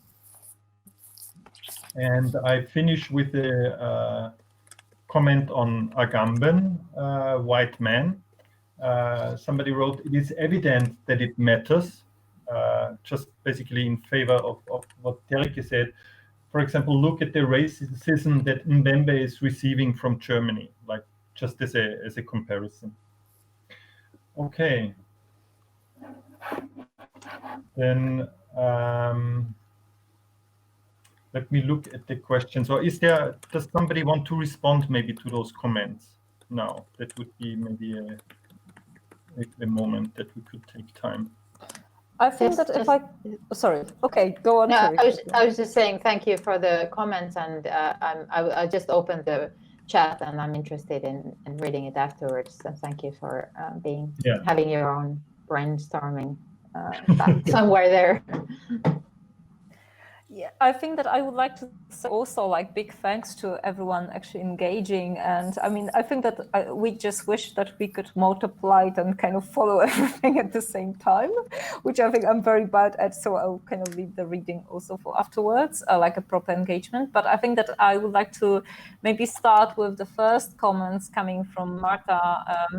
Namely, I mean, of course, I think that this, this idea that, idea, or maybe, we could even say the fact, although there were a lot of questions like whether, facts are actually objective facts. But, the thing with the viruses that have always been there, and actually, the kind of human actions and processes that are just activating certain, other processes of phenomena going on. I think that this was the whole kind of core also, a red thread in that discussion that we've been having. So I think that none of us was actually really seeing that agency, like that the virus actually has an agency in a traditional sense. But actually what happens if this, this is, that's one of the narratives that, that actually it's very hard to escape, like what the virus kind of can mobilize, or, the widespread of the virus can mobilize or activate. But actually it has been activated itself by the processes that we've been I mean, we as humans in a very general and undifferentiated sense, although this is extremely problematic to say, are responsible for, in a sense. Because, I mean, of course, I mean, if we haven't been having the impact on certain milieus, environments, habitats, species, we wouldn't have had probably the contact with the viruses in the first place. So I think that's the very key point that Marta is bringing, and I think it just highlights, what has been sort of like hanging with us throughout all the discussions. So maybe I would kind of just engage for the start with that, and I think that there has been a lot of other threads. I mean, so I don't know if anyone else would like to jump in from my group. I hear a lot of I think what Marta probably also meant was basically she was really focusing on the pandemic. What she was trying to say that we always had this kind of local encounters. Yeah, I mean, this is a biological process which goes on since there is life. Yeah, no matter if there are humans or not, but that we now speak basically about the pandemic and about the crisis is actually something which is a very human-centered view on what is going on, because the crisis is essentially ours. Yeah, absolutely. Nothing, at least with the virus, nothing else is basically like the others are actually benefiting from us shutting down society. Yeah, and I mean, I think that also when we kind of posed the question, and we were talking a lot about the question of the crisis, but I think that still in our discussions, despite opening it up that who is the we and to whom it is a crisis, I think that we still kind of remain very much human focused in that. And definitely pandemic is the human problem in this case, or the crisis. Marta says, thank you, Marietta, and you're right, Erich. But I have another question here. Actually, this one is also from Marta, and I put it here because it's basically now about crisis, and it's towards what Marcus said at the beginning in the first question, responding to the crisis, but it's of course addressed to everybody. I think that Marcus was describing this scenario that basically something like the pandemic or the evolvement of that is known or was known, but there was no call for action. Yeah, and for several reasons. And Marta is asking, do you think that this will change now, as we know what basically can happen if there is no action? Will governments take more seriously the readiness for unexpected but unlikely crises? Or will the value or the gain of such efforts of investment always be devalued against our quick ability to adapt, to develop strategies to deal with whatever crisis we face at any time given, even at the expense of life, so much life, and at the expense of dignity and living conditions? I think you can only speculate about it. I mean, we had in 2003 there was the SARS epidemic, and it was kind of a taste of things to come. And as you can see, I mean, all people in epidemiology and public health, they were warning. I mean, in the US and Europe and elsewhere. And I mean, you could see how Corona played out. So certainly their voices was not heard. I hope there is going to be more kind of a systematic response to this for the future. But I have to cite again Nassim Taleb, and he described not just public health crisis, but other kinds of crisis, like a financial crisis in different guises. There was a little adaptation. So there was just adaptation for some time just after the crisis, where everybody was kind of shocked. But then when we get back to normal, you can see spending time and energy on preparing for something that might not come in the next 3 years is seen as a loss, and gradually, it's hollowed out and eroded until the next one strikes. So according to Nassim Taleb, there's little learning effect here, but we can only hope that this time it was big enough and people take it more serious.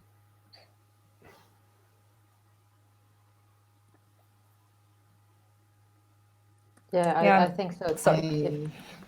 No, just a very quick one. I also, of course, hope there will be more readiness on the basis of this traumatic experience. If we don't want to call it a crisis, let's call it a traumatic experience.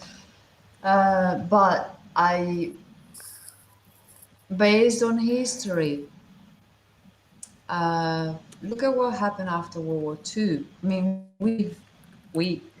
I speak as a person from Europe. We live in a world that was built after World War II, and we see how those who experience the tragedy of World War II, they are dying.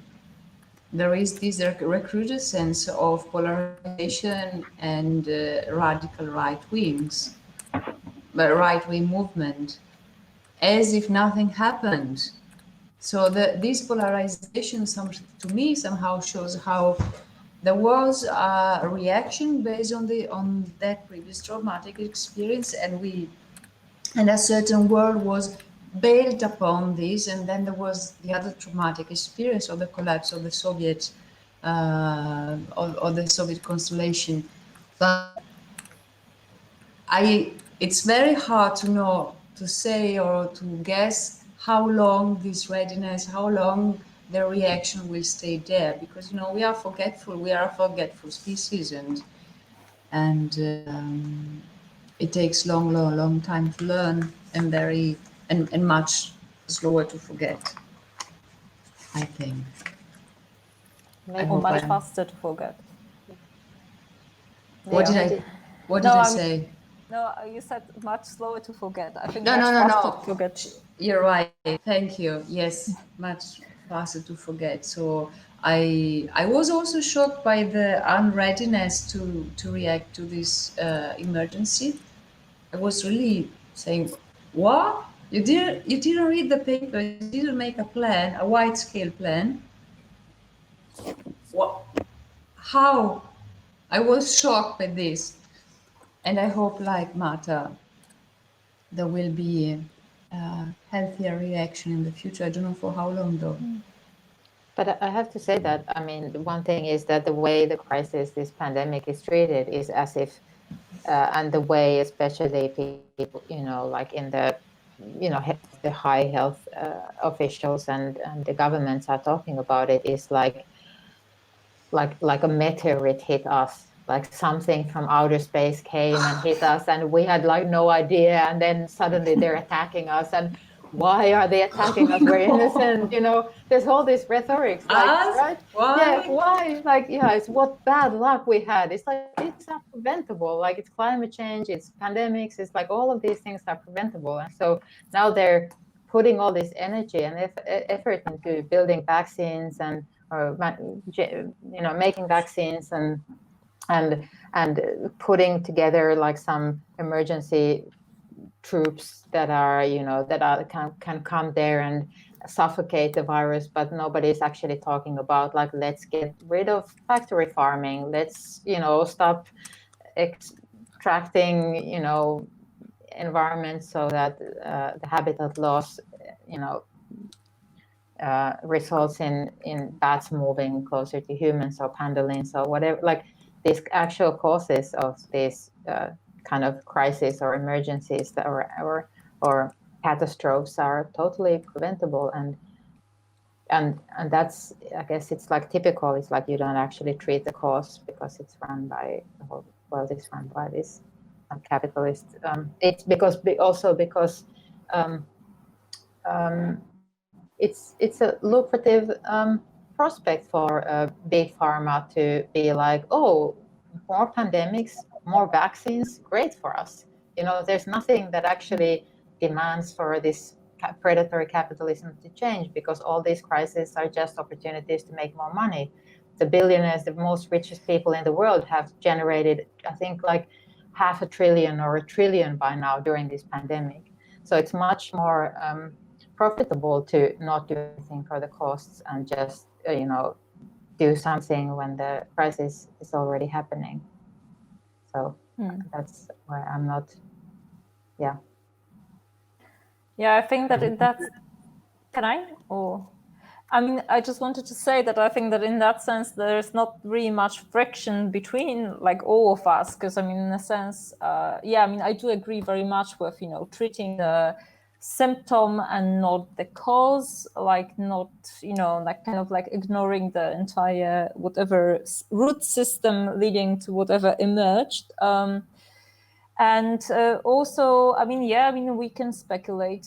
I agree with Marcus, and I also agree with all three of you that, we might be hopeful, but at the same time, yes, the memory is pretty short, meaning that, the traumatic experiences take place, but actually it doesn't take really much time to forget.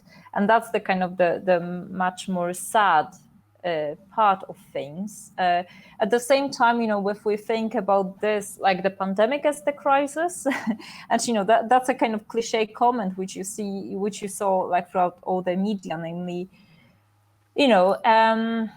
it seemed impossible to kind of like slow down air traffic or production in different factories just for environmental reasons, but it appeared to be much more doable for pandemic reasons.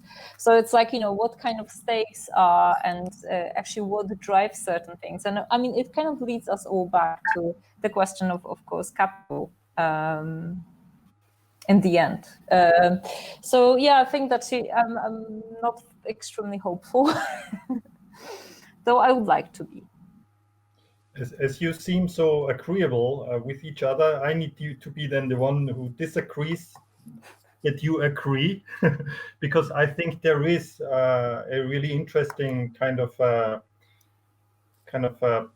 there are interesting positions in the discussion. There is, on the one hand, the kind of the insight, but also the wish that this could have been prevented and that this could have been kind of foreseen.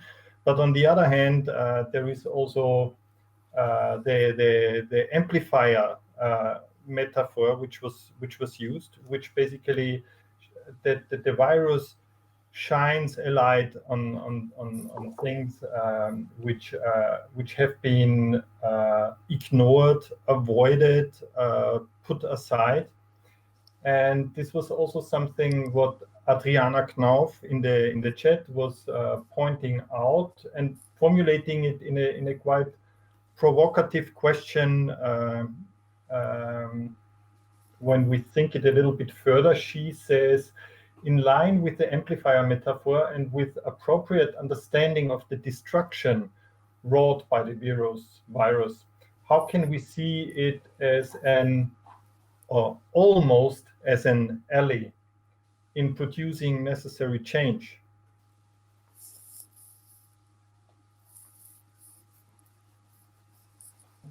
Actually, I think it's provocative, and I think,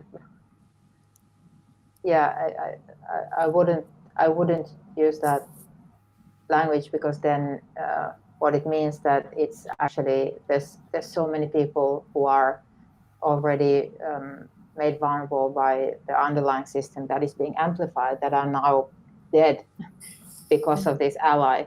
So I wouldn't use this language to discuss this, because I think it means that if you can see it as an ally, you are not on the side of those who are actually being victimized by this what is happening, which is many of us who are we're not food insecure, for example, at this moment, and many people are. So I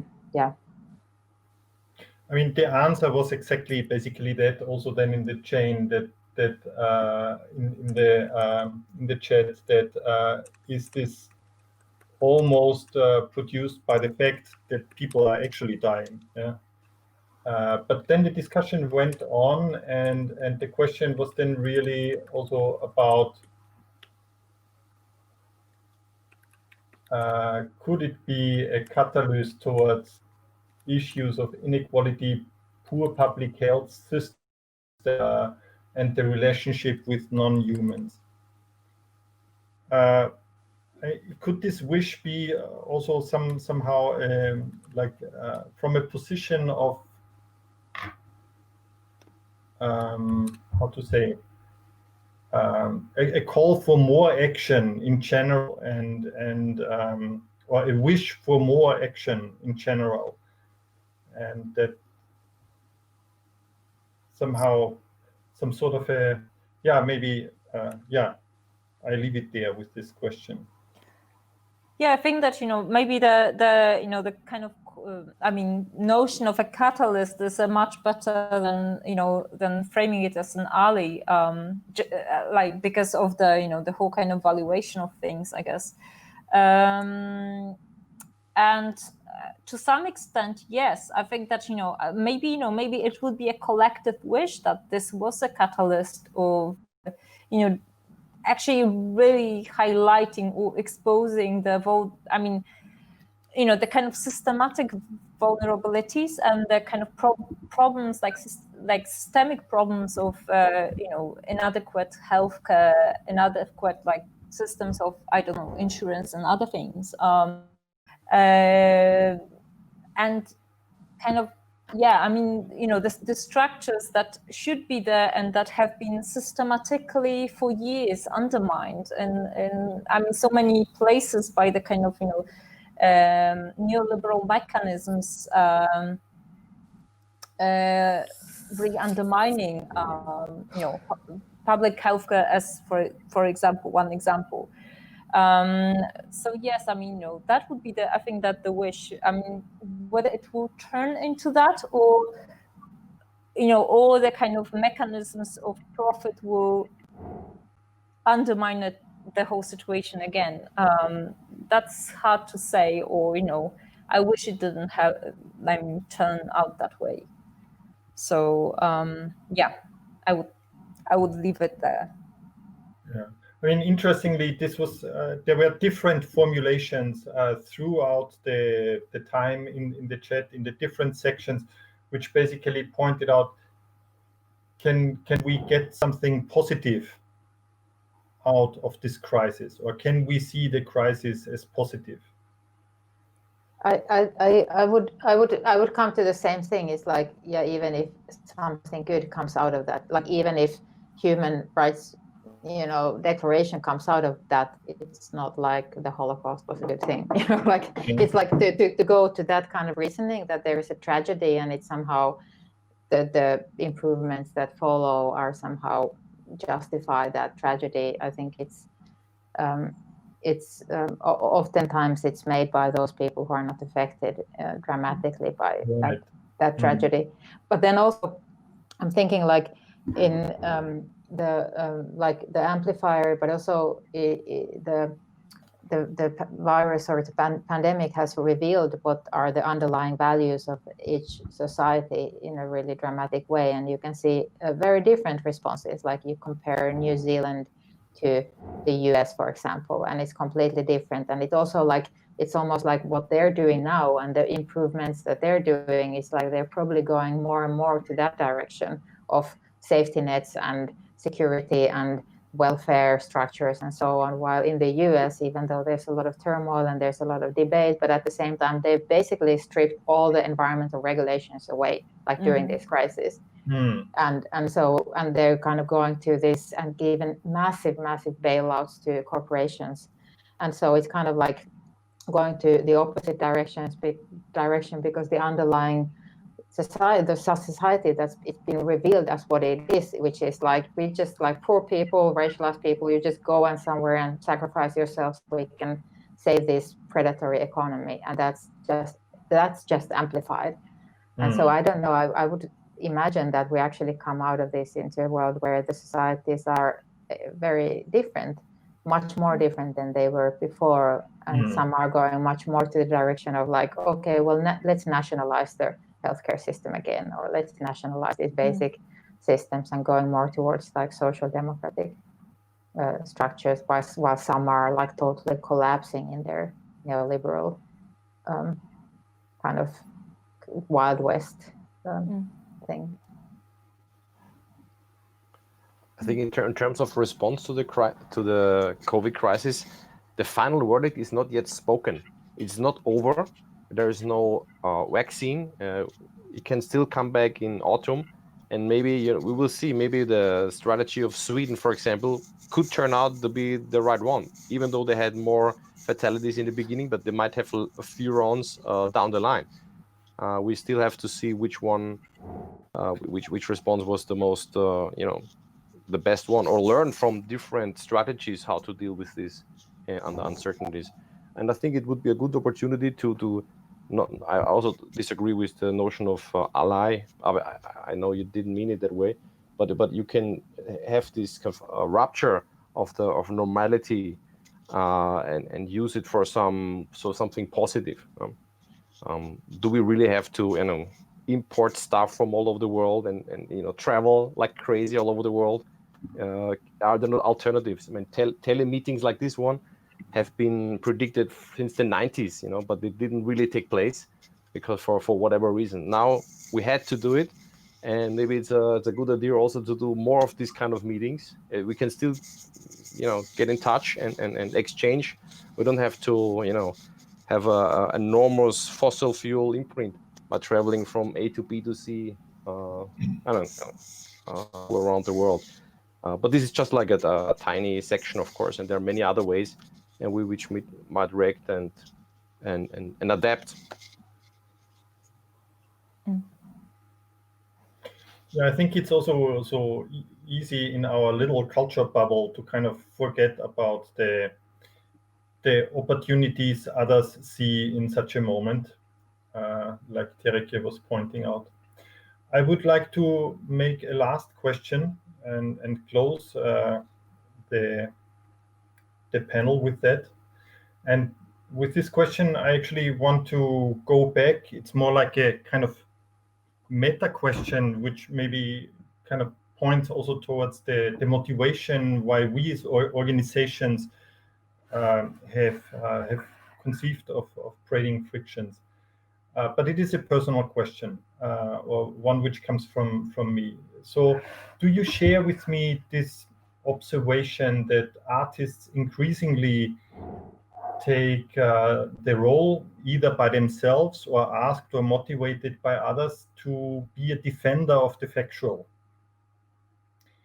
And how do you see this then in the prospect of art? And is this part of a kind of, is this an amendment to our kind of social contract?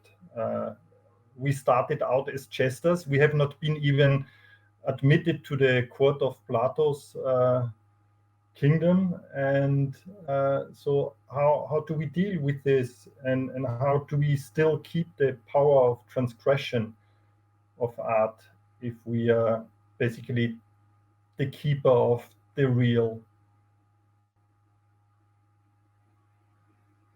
Eric, can you repeat the first part of the question? I missed that.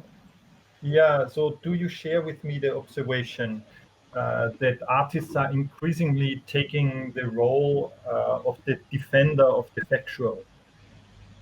Why do you say that?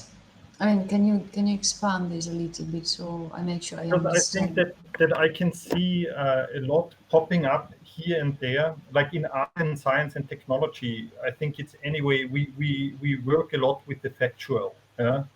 But also I feel that in the wider art field, or like in the way maybe funding programs now are addressing artists, it has to do with increasingly with kind of getting hold on the creativity of artists to find solutions for problems based on facts like climate change, like the discussion maybe even we have today, societal problems and the likes. Kenny, what do you mean by factual? Do you mean like what it really is, that artists are becoming affirmative? What do you mean? Maybe factual would be kind of a, let's say, common political sense, like for example with climate change, yeah, that there is a clear idea that this is happening, and then there is the call for action, and either it's a call for action by others, or artists themselves are basically jumping onto the bandwagon and say, hey, this is something we need to get our foot in. So artists are becoming more like activists. Yeah, that was actually, there is a little note here on my sheet about activism, yeah. But is the question too difficult, or is it not a question in your sense, or do you see that this is a non-problem, or? I think one of the problems that we're facing, which we discussed a little bit with the group, was how to, for example, critique science in the era of post-truth. You know, when every critique is immediately hijacked in the service of nationalism or these fringe right-wing movements, even, or also like how to critique feminism, or how to critique, you know, anything, and how to have any internal critique of progressive movements is the same thing. You almost don't want to do anything publicly because it's immediately, you know, appropriated. But with science, definitely, I feel that this is a question, is like we should be able to question science and critique science, especially in this field. But then at the same time, there's the whole world is questioning science, like in such a way that it's the hegemony is on the side of questioning science, or questioning facts, and then it becomes like almost like a marginal position to defend scientific research as something that's valid. I think that's at least one. I think it's a comfortable position, but yeah. So can we do both? Can we be defender of facts and still then transgress? Can you say again? I lost your voice for a... Can we be both? Can we do both? Can we be defender of the factual and still transgress? Yes, we have to. I mean, no, Erich, I remember we were talking about this element of transgression in one of the first calls I had with you. Just the question stayed with me. Yeah, it stayed with me too. It's in a lot of my notes, and it's how to be transgressive as an artist in a moment when respecting boundaries is important. Because you don't know if you carry if you are potentially infectious, so you have to keep that distance from others you don't know to protect them, not even yourself. So how to be transgressive in this moment, how to be, and this question is so, it goes so deep that I still don't have a clear answer to that. But I'm happy because then it remains as a open question that will probably lead my work in the future. And I don't see I don't see a dichotomy between being defender of something and being transgressive. And I think phenomena like the climate change is not completely public knowledge. There are still many people who don't consider that. And then climate change is only a tiny bit of a wider environmental disruption. So let's call it environmental disruption with all the consequences, including climate change, which is only one amongst many. And but this is part of the world we live in. So let's embrace this complexity. I don't think We want to go back to a pristine nature that who knows whenever it ever existed, since we are part of it. But I'm not sure about being defendant of a defender of the factual is a thing, because I still think, yes, there are many artists doing great work on certain things, but that doesn't mean defend the status quo. I mean, art is always creating an unsettling zone, placing the observer and the artist, herself or himself or whatever, themselves, in an unsettling zone where you start wondering about what you experience. So this is not defending, and even I think even if an artist chooses to take a more activist role and defend certain values, it's still because there is a discrepancy, there is like a discrepancy in the fabric of the real. So there is probably someone who's more vulnerable, and therefore an artist would react to that. So, and this is rooted in the desire to unsettle. We can call it transgression. Of course, we need to find new ways of being transgressive right now. I don't think the two things are necessarily detached or opposite. Can I just say that I think we had one of the most fruitful and interesting conversations I think we had as a group was around this question that you, Margherita, presented about how to be transgressive when you need to protect other people's or others' boundaries. And this, it's also one of those things that this crisis has kind of brought forward, but I think it's relevant in any time. It's like that's exactly the question we need to be asking all the time. What are the norms? Whose norms are they? That why do we feel maybe safe to transgress some norms that actually could be lethal to transgress for some other people? Or and I think especially in bioarts, this is like a baggage that we have, that all of these transgressions that we're doing happen from such a place of shelter and privilege compared to populations of people who have been subjected to these transgressions all the time. And I think it's one of the reasons why we're having these issues around whiteness in this field, because it's like these conversations become alienated because they come from a place where it's taken for granted that there's a certain amount of safety. So I think that question is super relevant and super like beautifully formulated, and something I've been thinking of a lot. So yeah, thank you for that.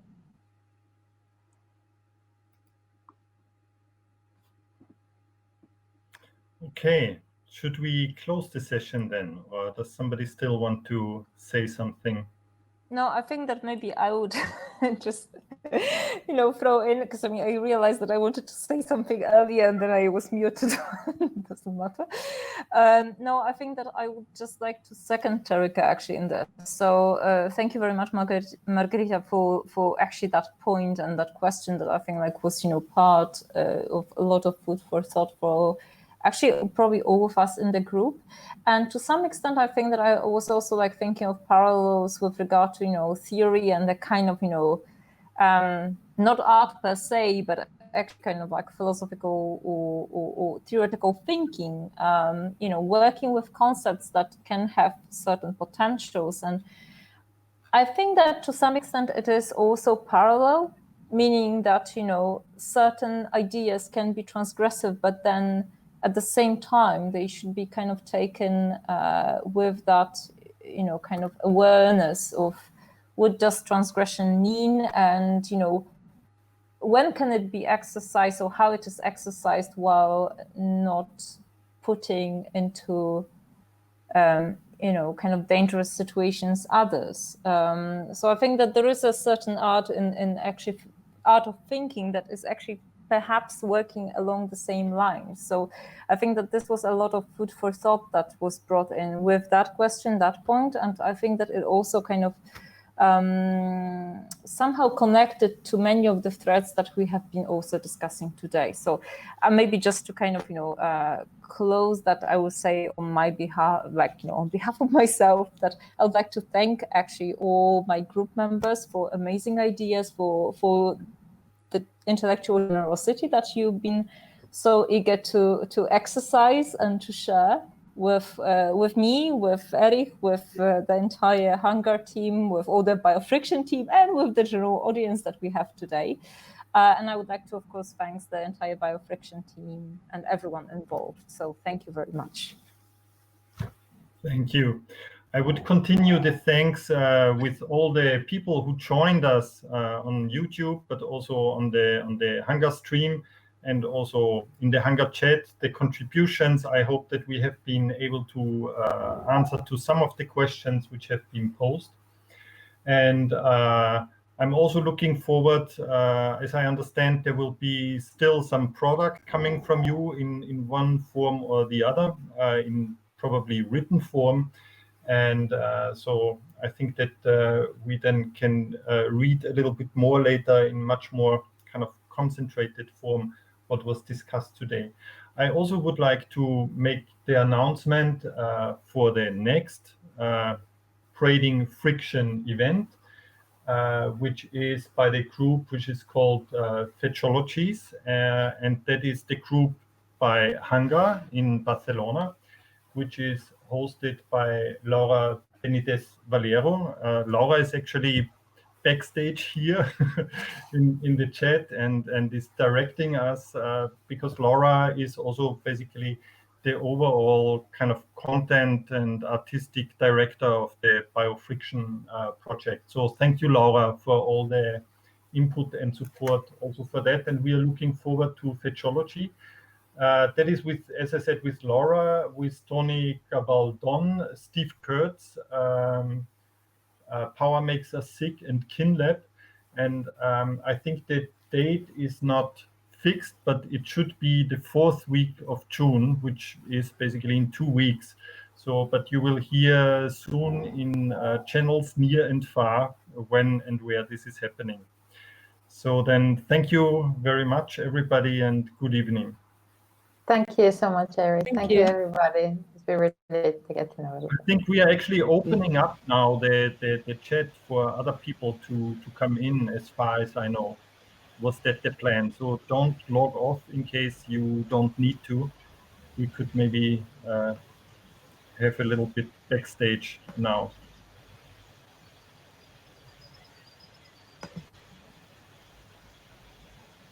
Matteo, please let us know when the YouTube stream ends.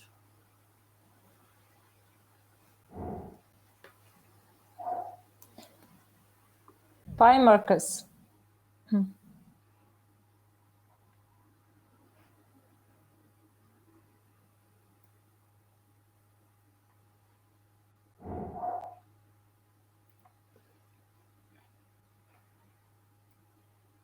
YouTube not ending. Okay. YouTube not ending. No, it kind of goes on. YouTube is endless. Yeah, I mean, I started to, have a Okay. phone preview of what is going on.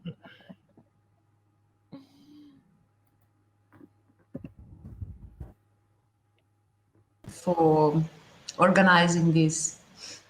I know there has been a lot of work also. This is also an effect of the agency of the virus. I forgot I wanted to bring this. I think we forgot about different things, honestly speaking. I wanted to bring this point in the conversation that actually the fact that we are doing this and the fact that, I mean, I had the chance to have long conversation with Erich and Marietta in the past, but with Terike, for example, it is less, and Maire, I didn't know her.